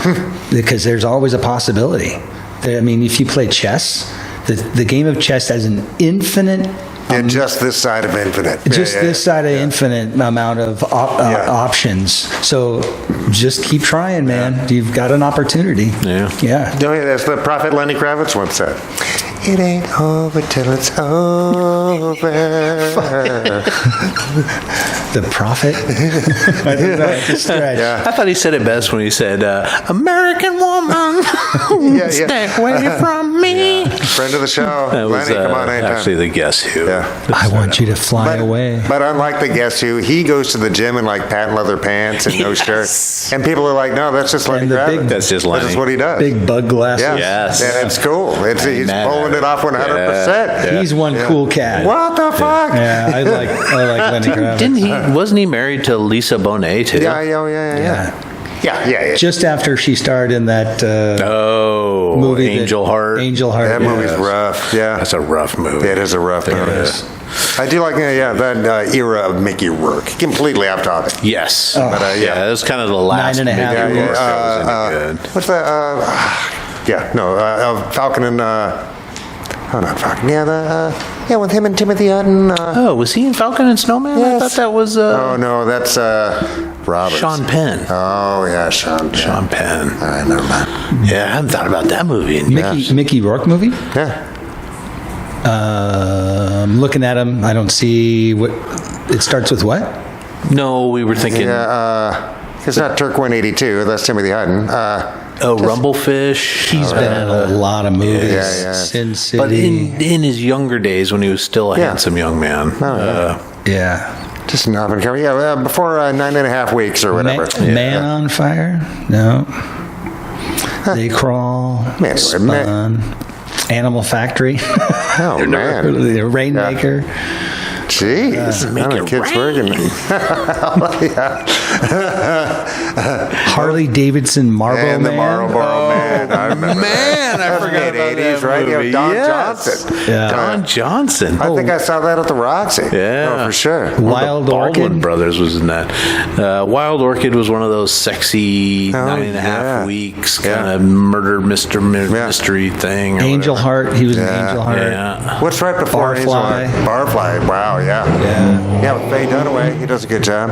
Just Yeah. like Bukowski, right? It's like- Yeah. Total Yeah. Bukowski, yeah. Francesco, Rumblefish, Body Heat, Oh, jeez. Eureka. Yeah. Gets done all Lots right. of them. Different from Urethra, but He was in the movie 1941 with Was he John really? Belushi. Oh, yeah. was he? Get out of here. What did man. he play in that? That's a Man. Spielberg film. Yes. That's a Not a Spielberg very film? good- Yeah. 1941 is a Spielberg Yes. film? That's a good bit of information right there. Yeah. All right. Well, Mickey, if you want to come on the show Anytime. and discuss Yeah, some I'd of love your to talk to films, Mickey Rourke, we would love 100%. to Yep. chat with you about it. Boys, same kind of thing. Every word in every language ever created started out as gibberish until one person convinced enough people that what they said was a real word. Yeah, that's what it means. Unk. Yeah. Unk. Yeah. All the way back to the Sumerians. Yes. Yeah. And beyond Yeah. to grog and slog. Yeah, it's always grog and slog. Toe stub out. Yeah. Yeah. And just but that's because we're looking. Our species looks for patterns. We can Yes. see pattern in the sky, Yeah. and then we say angel or something. If we have an icon for angel, but you know what I mean. We can say bear because we can see the stars in a certain pattern. We go, hey, that's a bear, bear, bear, bear, bear, bear, and then our kids go bear, bear, bear. Isn't language though one of the biggest, like a tribe, like a tie together? I don't know. Yeah. I mean, Much that's more gotta than be- appearance. I mean, Much more safety than probably appearance. maybe more. And if you talk safety, it's got to be like food and water Well, and shelter and all and that. no bullies, right? And no bullies, yeah. Because you can't trust your tribes people, right? It Right. goes pretty fast. They get murdered. How does that have to do with it? That I don't understand. What's that? Just that language is one of the most important things that keeps cohesion of a tribe, right? Because it changes the actual patterns of thought. Right. Yeah. Right? Well, they're 'Cause kind then of we start spells, to- right? They call it spelling because it's kind of a spell. Because you're making a definition. Right. You're defining it into the universe and you're creating. It's like the dual slit experiment. It right? is. It Yep. is. And because the object doesn't have the same worth in our brains until we give it a name. Right. Right? Especially a name that we can spread out, right? Yeah. And then we start to think in words instead. Right. Does that have something to do too with, like, if you took a native culture that's on an island and they see a big tall ship for the very first time, they don't even see it because they've never seen anything. I don't know like if those that? are related phenomenon or not. I don't. Okay. All right. But as far as words are concerned, there has to be a set agreement between everybody. And who were the people that said, let's put these words together and there's 26 Yeah, it's got to start out I in didn't like a familial learn any of that. unit, right? It's Yeah. got to, I mean, you would think, like you were saying, your dad's The development pointing out of the bear. language. Yeah. And then you pick up on that. And then your kids pick up on that. So then it's, 2 or 3 generations. Because, it and starts then out- they start bringing in other people. And this is the way we say this. And self and other, and Right. and some of that expands with the capability of the mind, right? But yeah, it all starts, well, pretty much with boob, right? Because does. that's food. Yeah. So it's boob, even okay. way before poop. I mean, you're pooping at the same time you don't care that you're pooping. Yeah. Because somebody else, because you're a human baby, someone has to clean up after you, you lazy babies. But it starts with the warm, tender meal, right? Yeah. Not to dehumanize it, but the boob. You know what I'm saying here? Yeah. No, mother's and so, milk, right? Yeah, but then there's definitions for all of that, right? And then self, other, you know what I mean? But you're not thinking in words at that point, right? The baby thought, and some of us can remember back to before we thought in words.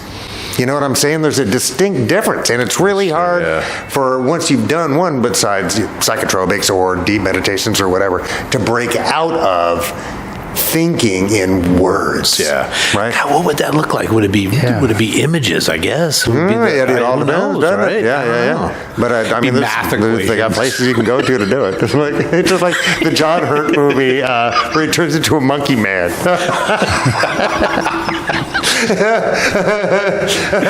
Is that the one where he goes, keep your hands off me, you dirty apes? Yeah. Yeah, what is that like? Because, I mean, as far as the first humans or the first people with thought, because thought is kind of like that, what is that, the sixth sense? The sixth something? I mean, how do you realize the world in front of you without words and experiences? How do you think without having words? Well, I mean, we do it all the time, and other creatures do it all the time. But more importantly than just the word thing is the relation to another, to either a similar being, presence, or a dissimilar being or presence, right? Because that's super primary shit, right? Having to, or not having to, but using words for definitions, for parameters, for Direction. yeah, all the fucking the above, right? Just to trim it all down to palatable existence. Because the mind is not necessarily not a handicap.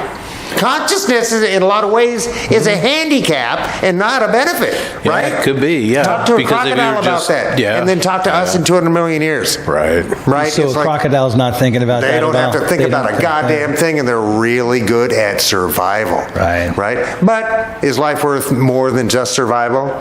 Well, ask a crocodile today. Ask me in 200 million years. Yeah. Right? Yeah, but you still got to, with our minds, don't you still have to categorize stuff inside your brain? Don't you have to, because memory, because you have to know Short-term what memory. tasted good, right? Yeah. What but didn't that- make me sick? But what's the vector to that memory? Yeah, is it I a don't word, or is it a scent? Yeah, is it I don't know. Is it a texture? Is it a God, that's a good place? point. That's the Is it separation an between- electromagnetic fields that we don't feel now that we're describing these things otherwise? Yeah. Right? It's like fuckity fuck. I don't know. But Right, there's no way for us to like sit here and think about what it's like to not have words. well, because we need to watch have the 'em. movie Nell with Jodie Foster, where she's raised by Oh, Tay in wolves. the wind. Tay in the wind. Tay in the wind. Hey, in the wind. But no matter what, and no matter how far you go back, Hey, in the wind. primate-wise, farts were still funny. Farts are always funny. Always funny. A crocodile is laughing at a fuck. Oh, yeah. Even a crocodile. But also that because we see it with dogs all the time. We see it with cats. We see it with See what? simple communication. So communication doesn't necessarily have to be verbal at all. They communicate in all sorts of ways, Yes. right? Other senses. Oh yeah, just or body contact, or motions, or behaviors, or Sure. a bazillion different fucking things. Just like humans do. When you walk down the block, you don't have to talk to that human walking towards you to get some communication from them. Right. You know, which is typically "Don't talk to me, you long hair." Yeah. When they cross the street. Click. And a I dog see will. people walk by me and do this. They're not even in a car. Trying to lock the door. Trying to roll the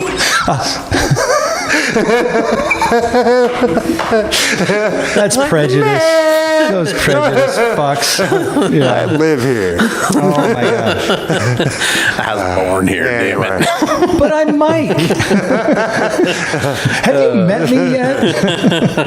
Let's wrap. How about this one, boys? If all gifts are free, what are free gifts? And why do they usually require something? To get this free gift, get the free just say gift. 1995. Right. Oh my God. Wait a minute.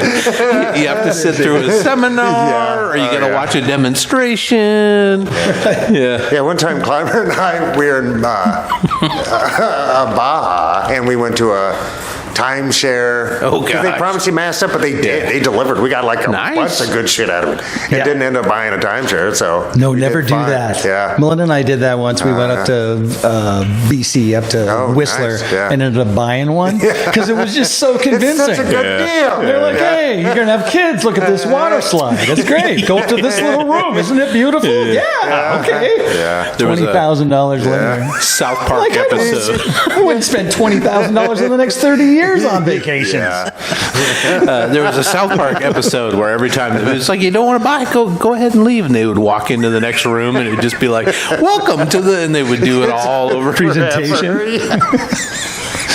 Stuck It in is. a time. It works. What kind of shit But did you also- get? Yeah, what'd you get? We got a zip line. We got, I think, Oh, they add on. They yeah, put some no, a bunch of other add-ons. stuff. Oh, yeah. So I think it was like 5 different activities. Jet skiing and No, we didn't. But I remember the zip line was delightful. I think like a moonlight cruise. sail Yeah, cruise sail. thing. Yeah. Nice. Some other stuff. Yeah, no, we had a great time, man. Yeah. I do. I and they're really all like in that. cohorts with each other anyway, right? That's a big system Yeah, down yeah. there of, hey, you scratch my back, you give me this. Yeah. I got 25 people coming today.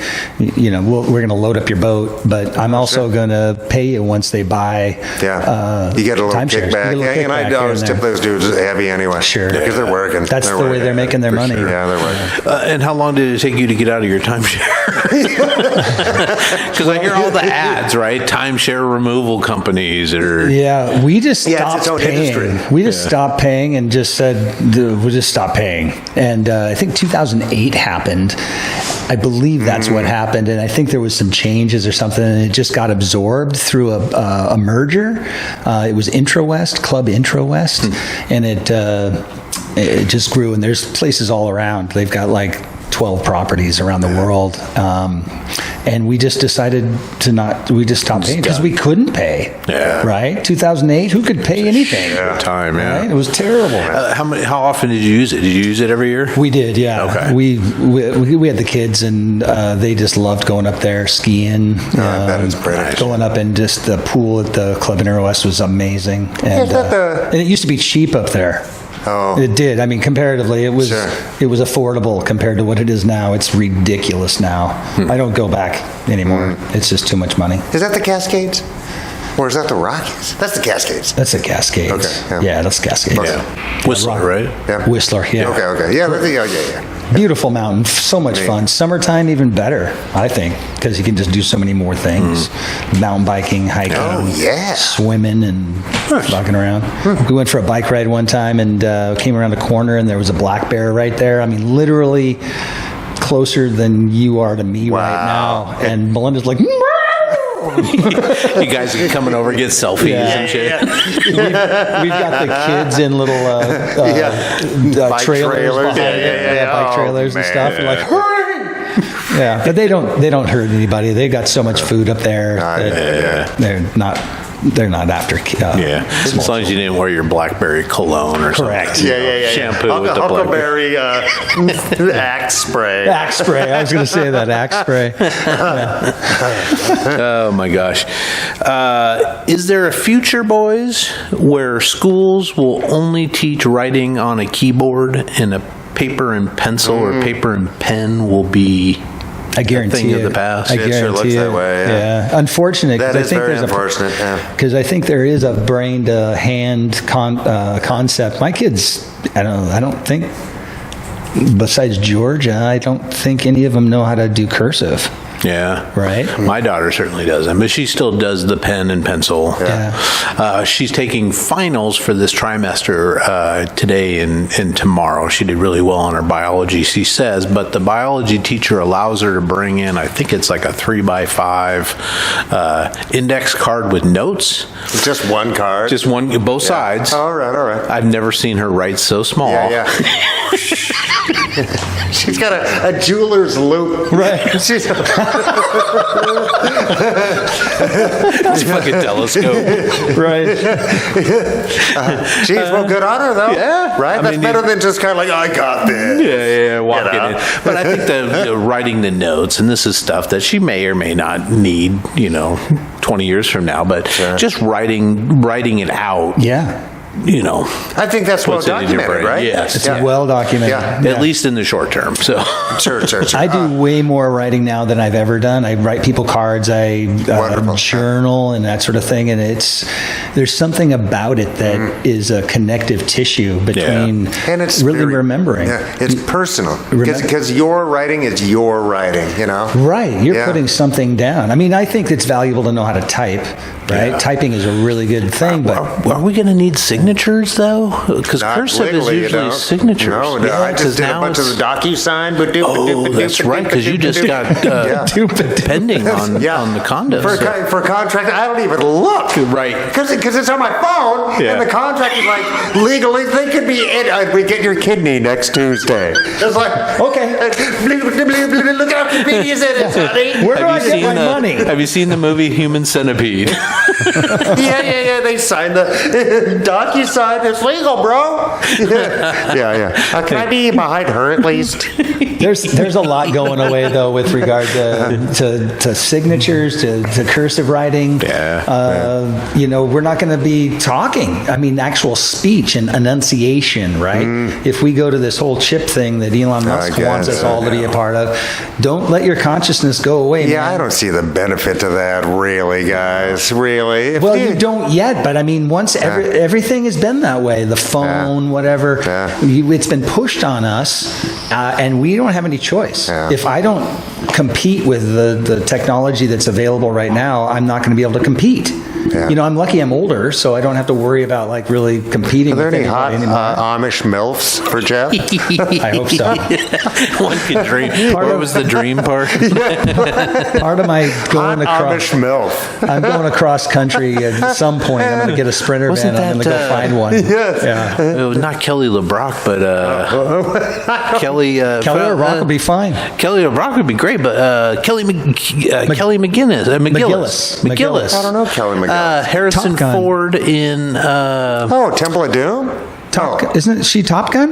No, that was. Yeah. Oh no, it is. Yeah. But who was the? There was a Harrison Ford movie where he hid out with some Amish folks. Yes. Oh, Witness. Yeah. Yes. Who was the Witness. gal in that? She was a hot milfy Mennonite or Amish person. She's not hot anymore. Well.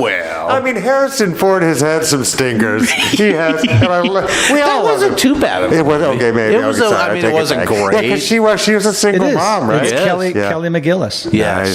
Okay. Was she Top Gun then too? She was Top Gun. I think so. Okay. Yes. She Oh, was God. Maverick's love interest. And all you have to do is go up and Yeah. sing some Righteous Brothers. Yeah, to her. she was. Is that what it takes? I think. Tom Cruise and Kelly McGillis. Yeah, okay. Tom Cruise and Kelly McGillis in Top Gun. Yep. Nice. Witness. Danny Glover's the bad guy in that one. Oh, man, that's nice. One of the bad guys in Yeah. that. Oh, that's nice. I got a kind of a Danny Glover story. Melinda over in Spokane was a server at a place called Milford's, which is like a steakhouse, kind of a fine dining place. And she got to wait on Danny Glover one night, which was kind of cool. He was a really nice guy. What time frame? What era?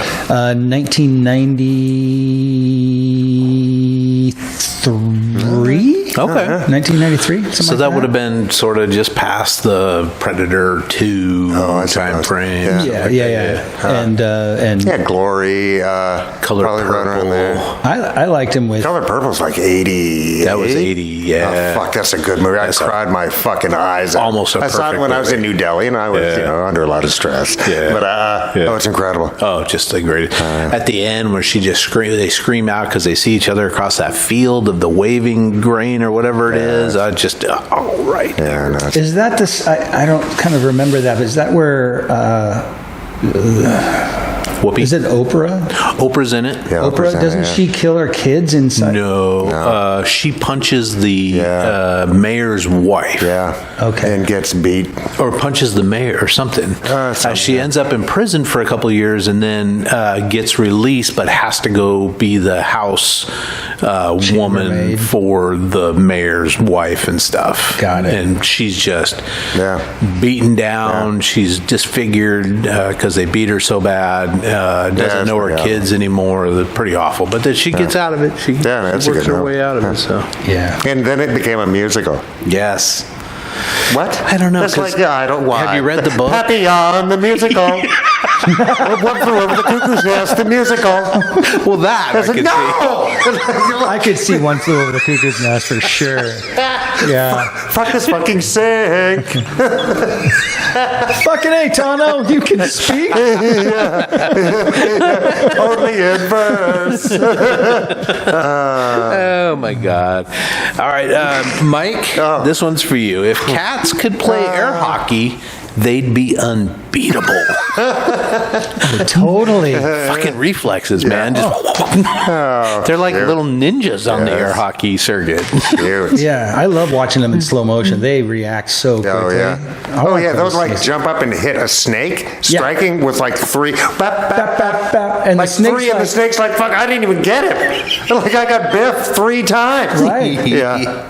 It's fun. And snakes are famously fast. That's Right. So that's cool. That's the reference you're using. That's good. Yeah. Show, and panthers and shit. Have you guys seen footage of like a panther diving into water? Oh, like yeah. going after a caiman or going after something. It's like, if you saw that, you would just, Jesus, There's God, no way. no. What are you going to do? It's just like teeth and angry, hungry eyes. It's like you're supposed to go like limp, a fuzzy, fuzzy, warm Cthulhu monster. So we're just teeth and eyes. But they could be cuddly if they weren't so hungry. Yeah, And they can jump so far. Yeah. so strong, so strong. Just pull you up by your head into a tree. yeah. Jeez. This one for all animal lovers, dogs and cats. So this could be dog or cat. But I wonder what my dog named me.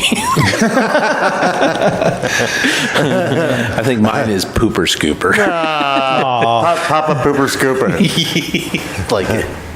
Yeah. What do you think your cat's named you, Mike? Food source B. We always joke that, Babe's number 1 and I'm firm number 2. Firm number 2. In the household. Oh, like, thanks, buddy.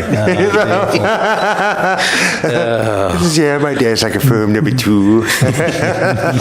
What are your cats' names? Atticus Cecil Plopper and Ethel Lily Plopper. They're the Ploppers. What's the plopper part of it? That's their last name. Is it because you saw them shit? And No, you're just like, because they fall. They plop just flop over. over. Yeah, they're Ploppers. cute. What kind of cats are they again? The best kind. Yes. Just mud cats. Yeah. He's kind of Mancoonish. Yeah. He's long-haired anyway. He doesn't quite have the Ron Perlman going on there. He's more of a Martin Van Buren. He's got some chops. Yeah, no, he's a good-looking kid. And then Ethel's got shorter hair, but they're both gray. gray, cute kitties. Nice. Nice. I love that you love cats. I do. They're the best friends I've ever had in my life. No offense. Yeah. No. That's okay. I totally understand. That's okay. You haven't been over to the house to pick up my shit in a while. Clean out my litter box. Yeah, clean out the litter box. Yeah. Boys, the three things that make a diamond are heat, pressure, and time, which are also the three things that make a waffle. And You should open a Waffle House because it's like diamonds. yeah, that's funny. Yeah, geez. I could use a waffle right now. Waffles are good. Sounds good. Man. A little whipped cream. Yeah, strawberries. Strawberries. Raspberries. Boys, the erosion of human memory through the over-reliance on digital devices is a convenience, but also a profound shift that threatens the very essence of human cognition and independence. Yeah. And changes how we look at things, right? If you had a vast library at your disposal, let's just say a library, or you had lived in a castle with 2,000 tomes, of which you've read them all. So you've got some understanding of each of them, what would be where, etc. And you've thought about beast. and discussed these things, right? Knowing where it is, knowing what it's, that you can go grab it, you can go grab it just to double check that your memory's correct, etc., is not the same as just being able to Google it. Yes. You know what I mean? It's like you're still having the same type of faith that the information is correct and as remembered. Yeah. Right? But being able to just access it immediately at any time is not the same. In what way? That's a good question. In what way is it not? Meaning better, worse, same? I don't know. I don't know if it's better or worse. It's but I definitely think not the same. It adds a different dimension to it, right? Being able to count on memory, you know what I mean? Be able to access memory of things that are digging around back there, right? And not just looking for the answer for this smaller thing. I think it loses context when it's just an answer. Right. Like, Right. what AI gives us now. Yeah. It's just, here's the answer. Yeah. Right. And that's not the same as contextualized information. I wanted to say it was Fitzgerald, F. Scott, that said, but I think his definition was different. So I don't think this was, F. Scott said that being able to hold two opposing ideas in your brain at one time Cognitive is dissonance. the measure of genius. But somebody, I thought it was Fitzgerald, but he said that true genius is not memorizing the information, it's knowing where to get the information. Jeez, sure. So I did kind of following along with your thing is just being able to, but I mean, Google, I wouldn't say makes anybody a genius, right? Because anybody can. No, but well, if you can tie together non-tied together points, then sure it does. Okay. Because that's part of genius also is finding these, if it's dots in a line, a straight line, then that's an easy peasy thing. Yeah. I think genius is seeing it Being out able of to- time and context Yeah. and being able to bring it all together on a larger scale or whatever. makes sense, yeah. I'm not defining genius, but I think also, because back in the day, why are you going the way back machine with me? It was stories told, right? And that's where the language thing comes in, and spreading concept from one tribe to another and one household to another, and holding on to those traditions, and when the storyteller comes by, and all these things. Once you start writing it down, that takes a different feel, because now you're reading it in your voice, right? And it doesn't have the same theater that the storyteller might give it, right? And then you're also limited to only what's within that book and not any variations that the storyteller might have given. Right. And so I think it's kind of going to follow that same degradation of dimension with distillation into like singular answers, right? Is that the evolution of our consciousness, though, as far as That's a evolution. species? But it's a changing thereof, right? Well, isn't that what Yeah. evolution is? Well, evolution implies progress. I don't know if this is progress or not. Is being able to remember a traditional story that's 1,000 years old, is that less valuable than being able to find y equals mc squared is e equals mc squared in an afternoon? Yeah, maybe the deeper question would be is if we limit it to just digital, then we lose the ability to keep all our information. because once it goes digital, it can be just completely scrubbed and erased. Also, there is a sense of impermanence in the cloud. They're storing it in a cloud. Right. So which is an evolution, a change in. Is it better for some things if you set up the society based around that? If you set up society based around a digital society and not a written society or a book-based society for storage of information, then you run the risk of losing all the knowledge that was brought before you. Yeah. And in Mike's example, the guy that remembers that story, that 1,000-year passed down story that he can just recall, okay, this is a story I need for this, my kid just got in trouble, I need to relay this story, whatever it is. Right. Or it's like, oh, my kid's in trouble, I need to tell him something.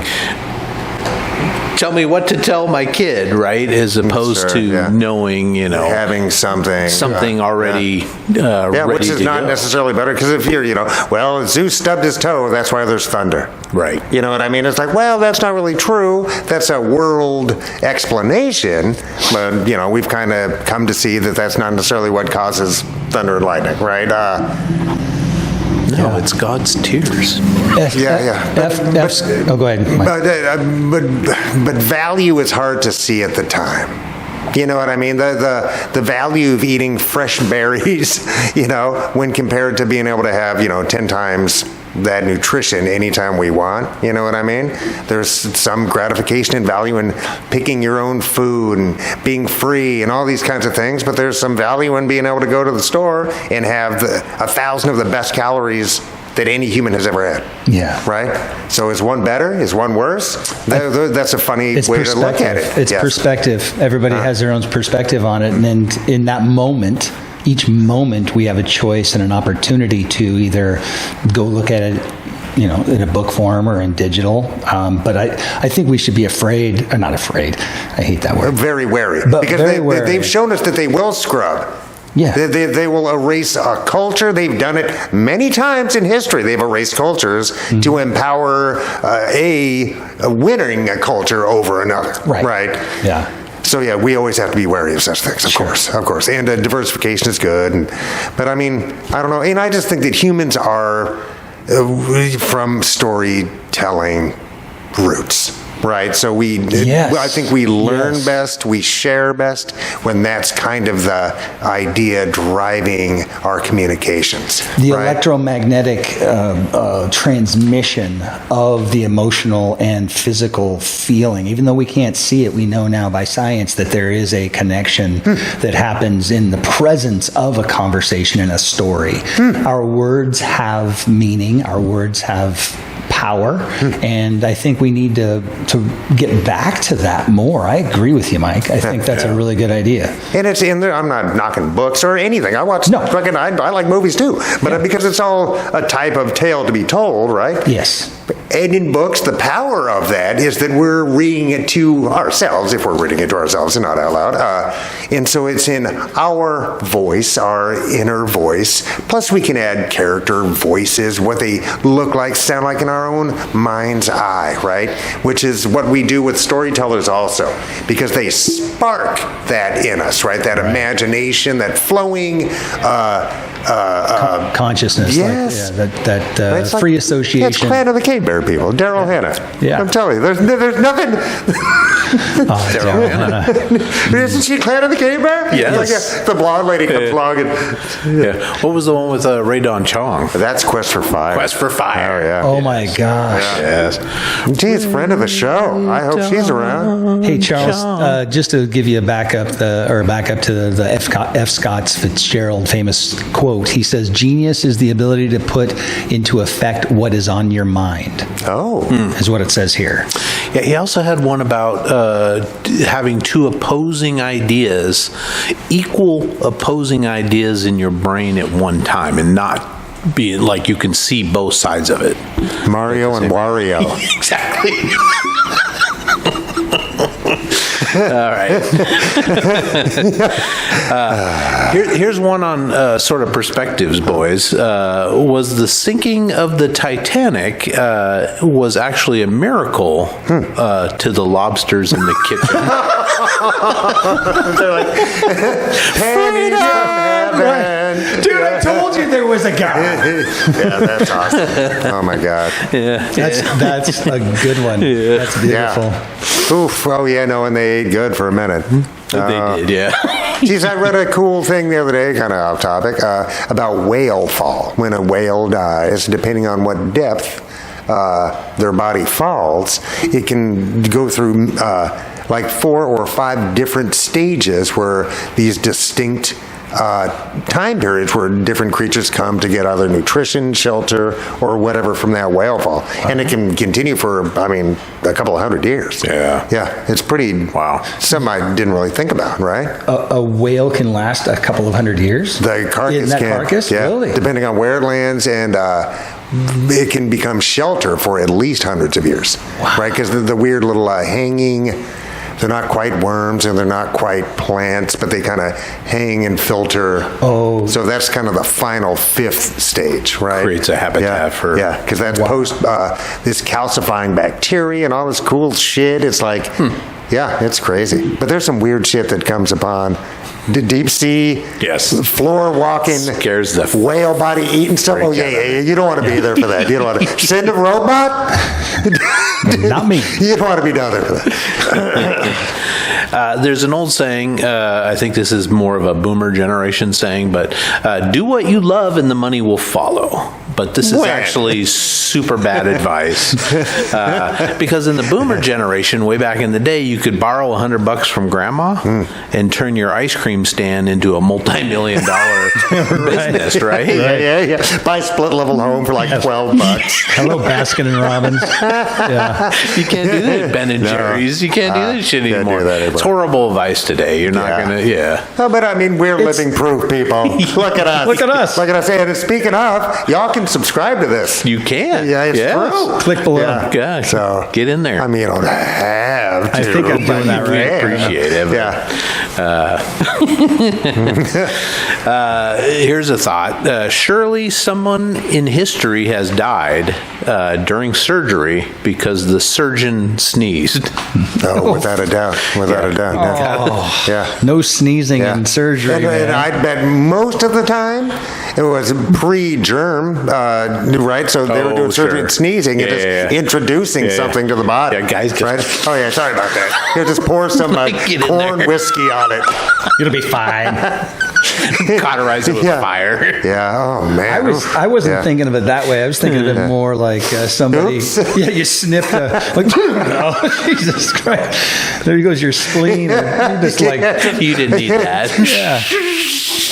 Why is there a hole in the heart? I don't know. Fucking balloon. Right.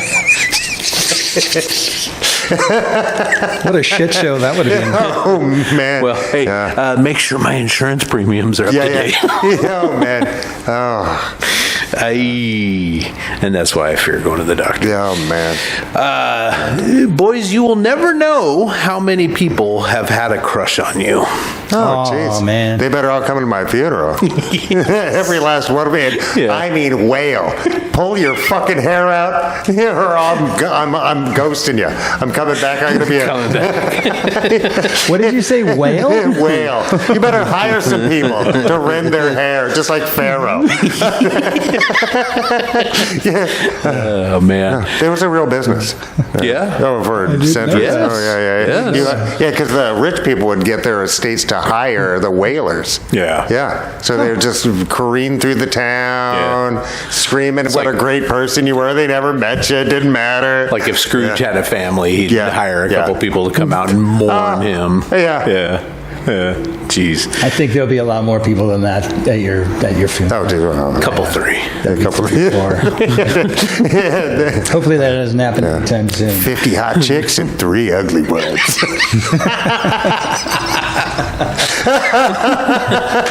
Three? That was It was one of the strip Rick's clubs or down something. right across from Pike Place Market. Yes. Wasn't it Showgirls? No, or that whatever? was- Yeah. Oh. That was over at across from the Elephant Car Wash. Oh. It was on the wall there. Yeah. On Denny. Yeah, on Denny. Yeah. Right. There's like 50 beautiful girls and one ugly one or something like that. Okay. Which is a great line. I guess I didn't just make that up, Yeah. people. What was the name of my youth? What was the name of down Was there? it Rick's? No, Rick's was up in don't Fall remember. City. Yeah. Or Lake City. Lake City, yeah. What was which? That's an interesting place. Razzmatazz. Razzmatazz. That's what it was. So good. How the hell? Where did I pull that out of? What about the place that was down on First Avenue that had the great billboard? Lusty That was Lady. Lusty Lady. Lusty Lady. Yeah. Right. I think that building is still there. I don't know. Jeez, I don't know. I think it's still there, yeah. Feel bad for but it's people not. that And had to early, right clear before that my one out. punk rock years, right next door to Lusty Lady, there was an on again, off again, like art studio that had like amazingly epic shit that I didn't go to. Yeah, I think that was Debbie Lester's good studio. call. All right. Do you know who Debbie Lester is? I think so. She's the art access curator. She's a badass art person in Seattle. But right. yeah, I think that was Debbie Lester's studio. Yeah, but I was a kid. But I went into that Lusty Lady one time with my buddies, and fuck, it's the place where you go and there's you put a quarter in, and you turn it, and I'm like, it's a white room. There's nothing in it but 5 women that don't look. They're all the ugly ones that are trying out for that one slot at Deja Vu, and they're just basically just dancing around, right? Yeah. Sorry, we're at our 3 quotient for now. Yeah. We're going to send you down to the Lusty. But it was the weirdest thing. You're in this cubicle, and there's this little screen that comes up like the movies. I'm like, holy shit, here I am. Yeah. And then Wave to your neighbors. Hey! See you back in the office. I was. You can see him. You can see the things coming up over the side. Yeah. Because it went around like this. No flash photography, folks. Jeez. That's funny. Kind of the same idea as the you'll never know how many people had a crush on you, but somebody dreamt about you last night and you have no idea. That's neat. Yeah. Kind of feels good, though, that somebody might be out there thinking about you. Or they're unconscious at least, you know. That rat bastard. Yeah. What the fuck? Oh, my God. And finally, boys, on these deep thoughts or random thoughts, it will not be long before people use the 20s, 30s, and 40s to describe the 2020s, the Wow. 2030s, and the 2040s. Yeah. It's not long. It's not long. God, we're in the 20s. Yeah. Like the roaring 20s. Funny little memes and stuff about people like, oh, you mean back in the late 1900s? Motherfucker, what? Yeah. Wood? Yes. Yeah, that's a generation ago. Yes. It is. It really That's is. bonkers. Yeah. It is bonkers. Yeah. Time. Oh my gosh, boys, sharing is a caring. Got any new books, restaurants, movies, TV shows, anything you've seen this week that you want to share with the group?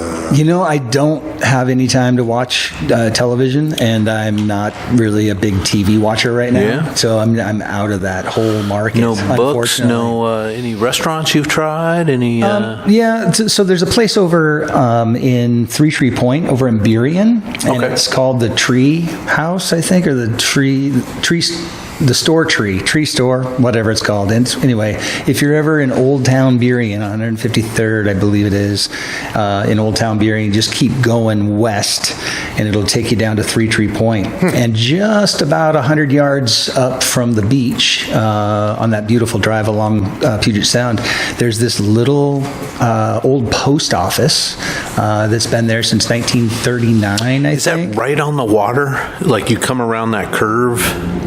You're doing the wrong direction. It goes to the left. That curve is to the left. It's kind of like Redondo. Okay. It looks a lot like Redondo, but the actual store is about 100 yards up the street just before that turn to the left. And it goes along, and there's garages on the right side and the beach. And then on the left side, it's a two-lane road, and it's really a beautiful little spot. So I highly recommend going down there. They've got great food, sandwiches. What did you eat? Yeah, what'd you have? I've had I had a few things. They have this quinoa salad. I had a turkey sandwich one time. Nice. They've got a lot of pastries that they make themselves. Nice. Cake, fresh baked cookies, tons of wine, bunch of non-alcoholic beer that I've had there. They've got the the Athletic, but they've got a couple of others. And you can just sit down there. They've got trivia on Tuesday nights, nice, which is cool. So the community comes down, and it's just a hidden gem. It's like 20 minutes, man. Right? Yeah, it's about 20 minutes. Do they have their own bakery on site, or are they making it off-site, bringing it in? They're off-site bringing it in. Okay. Yeah, they'd probably make it at somebody's house. I mean, it's just a ragtag. It's a beautiful. It's really a well-kept, clean, nice space, and I highly recommend it. It's summertime. I love sitting out on the porch. They've got these Adirondack chairs, and it's sun coming down on you, people coming and going, kids getting ice cream, and people going for walks and that sort of thing. And there's 2 trails. I think it's called the Indian Trail. If you walk down towards the water, there's one that goes north and there's one that goes south. The south trail goes up above the homes that are along the Puget Sound there, and it gives you a nice view of Mount Rainier. Just gorgeous out there. Jeez. Yeah, and then the other one is north and just kind of goes up the hill. It's a little easier, the one to the north. So if you don't like walking up hills, take that one. But it's great, and just be kind to the neighbors there. Don't be yelling and screaming. Just be, go down to the beach, go for a walk on the beach. It's gorgeous, especially at low tide. There's a lot of sea creatures to see and that sort of thing. Yeah, Puget sounds wonderful. It is. I grew up in Burien in Cedars Park. Was my backyard basically, and we have sea anemones and tiny crabs. And everything. Going down to that little oceanography building that's at the end. And you just poke. Back in the day, they don't have it really, I think, in much anymore. But there's a series of windows you could look through that are about yay big, and inside there was research things going on in there. They were studying tanks and stuff where they had tanks, sea anemones and crabs and different things from the ocean or from the sound. Just a wonderful time. And then the woods up in there, it's like my 100-acre wood. Right on. Gorgeous up in there. They used to have a roundhouse up there. That's neat. In the middle of the woods up there. They've gotten rid of it since it had its own bathrooms. So that was high school days. It was, you'd go down there with a keg and drink some beer. Run from cops. Run from cops, exactly. We never had to run from cops there because it was like so secluded. That's nice. That nobody gave a shit. Nobody could hear you. Nobody could. Oh, man. Yeah. It wasn't like Lincoln Park. Sure. Where, we had Cedar River, right? But, right. Same thing. Yeah. Right. But the trails are pretty short. It didn't take the cops very long to get down there. Yeah. So I recommend that place. It's called the Tree House, I think. Tree House. Okay. Yeah. Nice. All right. On 3 Tree Point. Yeah, geez, I like food. There's a bakery deli on, I think it's 152nd, right in Old Bakery Town. Nouveau. Oh, Bakery Deli in Old Town. Old Town. God, I can't think of the name. Friggin' amazing because they bake their own bread right there, and the sandwiches are just fresh, and the bread by the Tin Room? Or is it up the road? Up the road. Up towards Burien. I mean, up east. Yes, east. On the left-hand side, if you're going towards the main drag. Can't think of the name. Towards Ambom. Yeah.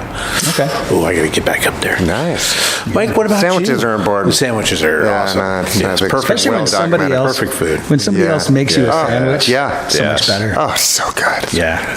What's going on with you, Mike? Well, I went and saw that kid Jim in Disease and Resin Cough. The drummer? And I mean, I could have gotten it wrong, right? I'm fully free to admit that if I've thrown a couple back or I'm just in a great mood, maybe I'm way too optimistic towards the band, right? But no fucking way, this kid is unreal. Nice. It's unreal. And so one more case in point. So he's playing really fast, complicated patterns. He loses the stick, right? And really fast, so he doesn't have much time to spare here. Catches the stick mid-flight, does not miss a fucking thing. It was. I just started laughing.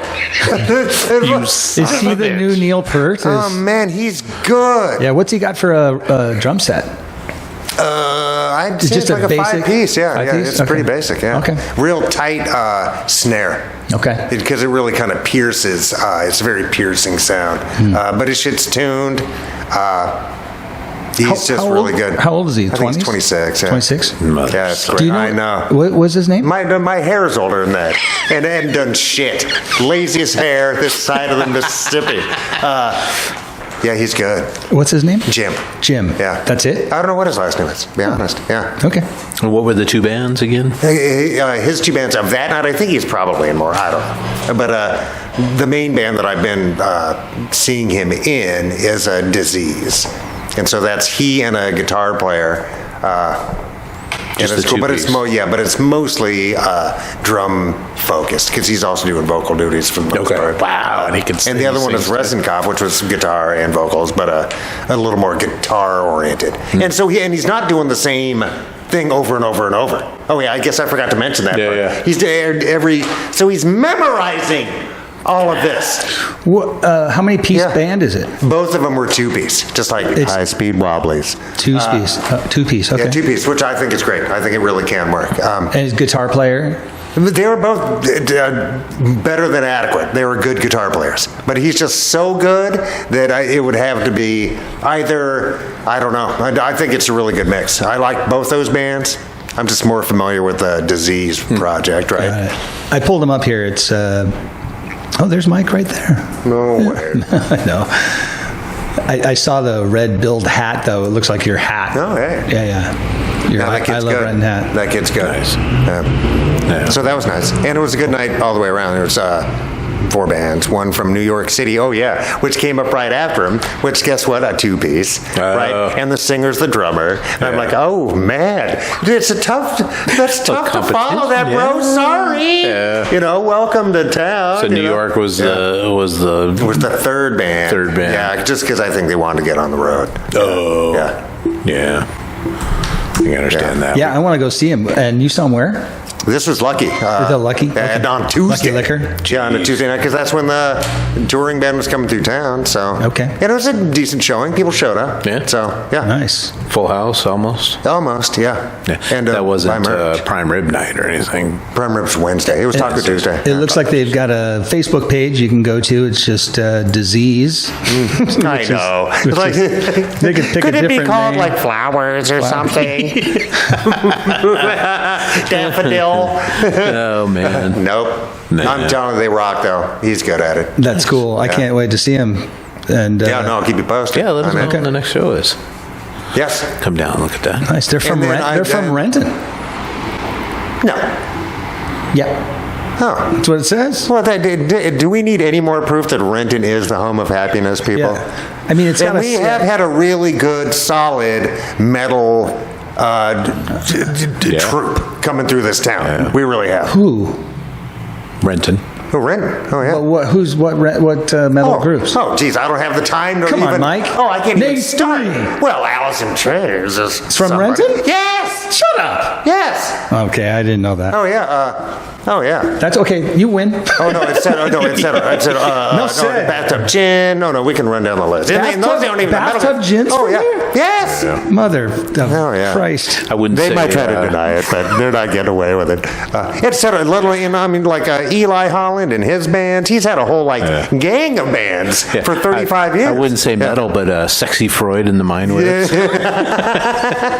Yeah, who knows what that was? That was experimental garbage. Yeah. Love the name though. The name's perfect. But anyway, yeah, they're cool. So, but yeah, cool. Nice. Yeah, so that was fun. Oh, and I'm going to bring my GoPro to Lucky because they're running HDMI, and if I run it through the media pack, they can put it onto the monitors. They've got TVs in there. They're monitors, not TVs. Oh, that's cool. So you can actually So you can see people it from there, Yeah, because yeah. Lucky's sort of It's tiny. Yeah. Is that Hard to see. wireless, or are you going to have it hardwired? No, he said, that if I run an HDMI from the monitor to the HDMI, micro HDMI in the media pack of the GoPro, it should go straight there. Oh, okay. I guess I'll find out. And you just you'll put it on a tripod or something, and just or I was going to hang it from the roof. Okay. Oh, there you go. Cool. We'll see. Yeah. I own all the footage. It's all mine. It's all mine. It's all mine. But I did record both those bands on my GoPro, so I'll see. The sound quality might be shit, but Oh, no, GoPro does fine. Yeah, that should do well. Do you remember the OK Hotel? oh yeah, I loved it. Of course, right? Oh, yeah. So those guys had an opportunity, like they had so many bands come through there. If they were to record it off the board every could time. you even imagine? No. Could you even imagine what that would be? Oh, the gold I mean, mine. I brought that up at Lucky. I go, dude. Because, I mean, right now, it's the best time to plant a tree was 40 years ago. The best time to record bands was to start 40 years Now. ago. The second best time is right now. Right. Yes. There's no reason not to. No. Yeah. And the guy that owned the OK Hotel, Yeah, Steve. Yeah, I can't remember his last Because name. I think they are doing that now at Royal Room. They've been doing that Yeah. since day one at Royal So Room. good. They've Yeah. got a little bit of they videotaped a little bit at the OK, but not nearly as much as they should have. No. Yeah. Especially not for, because that was prime time for Seattle. yeah. Right? It's like, I mean, it's better not to think about it. Yeah. All the missed opportunities. Yeah, just take buy one cassette every show. Yeah. Just put it in there, push record, and then stick it in a box. Yeah. And boop-a-doop. Yeah, just like Yeah. that. Exactly. Right. Boop-a-doop. Fuck yeah. One of my things I was going to mention is I just got a new album, The Heats from Seattle, actually from Kenmore. At one point, they did a broadcast with KZOK in Thanksgiving 1979. Wow. And so they're down at across from the Pike Place Market. What can't I think of it? Showbox. They're down at the Showbox Thanksgiving night, 1979, and they recorded it because they also aired it on KZOK at the same time. So they come out and they play probably a half hour, maybe 40-minute set, and it's a double album, double LP, and it sounds great. It's phenomenal. I don't know if you know much about the Heats and the Heaters and their songs. It's a power pop kind of thing. Yeah, a little bit more four-piece. punky. Yeah, 4-piece. But all those guys, Steve Pearson, he was in a couple other bands up here in the Seattle area, and Don Most and those guys. I sort of discovered them. A friend of mine, was a big fan. He was older than me, and so he remembers them as a teenager in the Seattle area, and they sort of reformed about 25 years ago. They kind of came out and they were like living off that nostalgia from back. But they were one of the bands that was always like, I think Goldmine, the record archive kind of thing, listed them as the band that should have got signed. Wow. Right, the number one band that should have been signed to a contract, because they were like the Knack, but good. Yeah, right. And I like the Knack. No, I'm not shitting on the Knack, Yeah, but sure. like, but yeah, I know exactly what you're saying. What's the everybody's working for the weekend? Loverboy? Loverboy. They're this power pop kind of thing, but they were good, and they had sort of a punk edge to them, right, with their songs, like song titles like "I Don't Like Your Face." Ordinary Girls and stuff like that. So just pick that up. It came out late last year. Ordered it. Came on purple splatter vinyl. Totally so cool. very excited. But yeah, I just got to listen to it. Was it this week. remastered or? I don't It's really as is. know. I should check on that. But it 'cause holds up the quality was production of great. it. Yeah. Right on. I just played on my little. I just have a small, my old record player Blue, and my stereo receiver wasn't doing great, so I just got a cheap, not cheap, but inexpensive little Crosby record player with a couple of speakers on it. Yeah. It sounds great. Right on. Yeah. So They very played at the excited about Remlinger Farms October 27th of last year. it. Yeah. Gee, So they've that's been neat. playing Yeah. not the original lineup anymore. Or not Remlinger Farms, but Remlinger's Brewery. Is that a Remlinger Farm? Beats me. I don't know. That's cool. Don't know that you would call it anything else unless you, because if you're, Local, Remlinger. right? Yeah. I went on a date with Debbie Remlinger one Nice. time. Did you really? Yeah, guess what movie we went and saw? It's a terrible Friday the 13th. No. It was Full Metal Jacket. Oh, geez, man, it's great not a terrible great first date date. movie. That's a terrible date movie. The worst. We walked out about a third of the way through it. Ah, man, that's a good one. Top 5 worst date movies. Worst date movies. Yeah, we'll have to do that one. I went and picked her up at her house at the farm, and I went in the front door. Her brother was pulling up on his motorcycle, and he let me in, and then she came down, and we went out to their pool, this indoor pool, like an Olympic-sized pool, and I had to meet her parents, who were sitting in the hot tub in the far corner. And I'm like, I'm not marrying this poor girl. American farmers. I guess I was 17 or 18. Yeah. And so she was like, How hey, I gotta meet my awkward! You got to parents. meet the parents. They're sitting in the hot tub. It was a little weird. Don't It get was up. weird. Don't get it. Yeah. Whatever you do, don't get it. Yeah. But she I'll was, have her back by 11. hey, Debbie, if you're out there, call me. You picked it. Where did that you was guys a great go on the time. date? Do you remember? What's that? Where'd you go on the date? Do you remember? We went to that movie. Besides the movie, was there? No. Is the movie and That done? was it. Yeah. I made I a guess mistake. you don't want to go get ice cream after. I totally fucked that one hard. Yeah, that movie's rough. Yeah, she was vomiting, so it was time to go home. Yeah. jeez, I'm kidding. man. She wasn't really vomiting. It was a That's terrible rough. movie. It's rough. Man, That's jeez. And then I've been waiting to see this movie, but I didn't want to pay for it. But Heretic with Hugh Grant, just free on Max. So if you have Max, you can watch it for free. But You play a psychopath? yeah, it's a creepy ass movie where these two Mormon missionary, young, early 20s girls go to his house because he's put in that he's interested in learning about Latter-day Saint stuff. And from there, I won't tell you too much, but it just gets I saw he's just a little bit of it. friggin' and awesome. I think he got nominated for Oscar.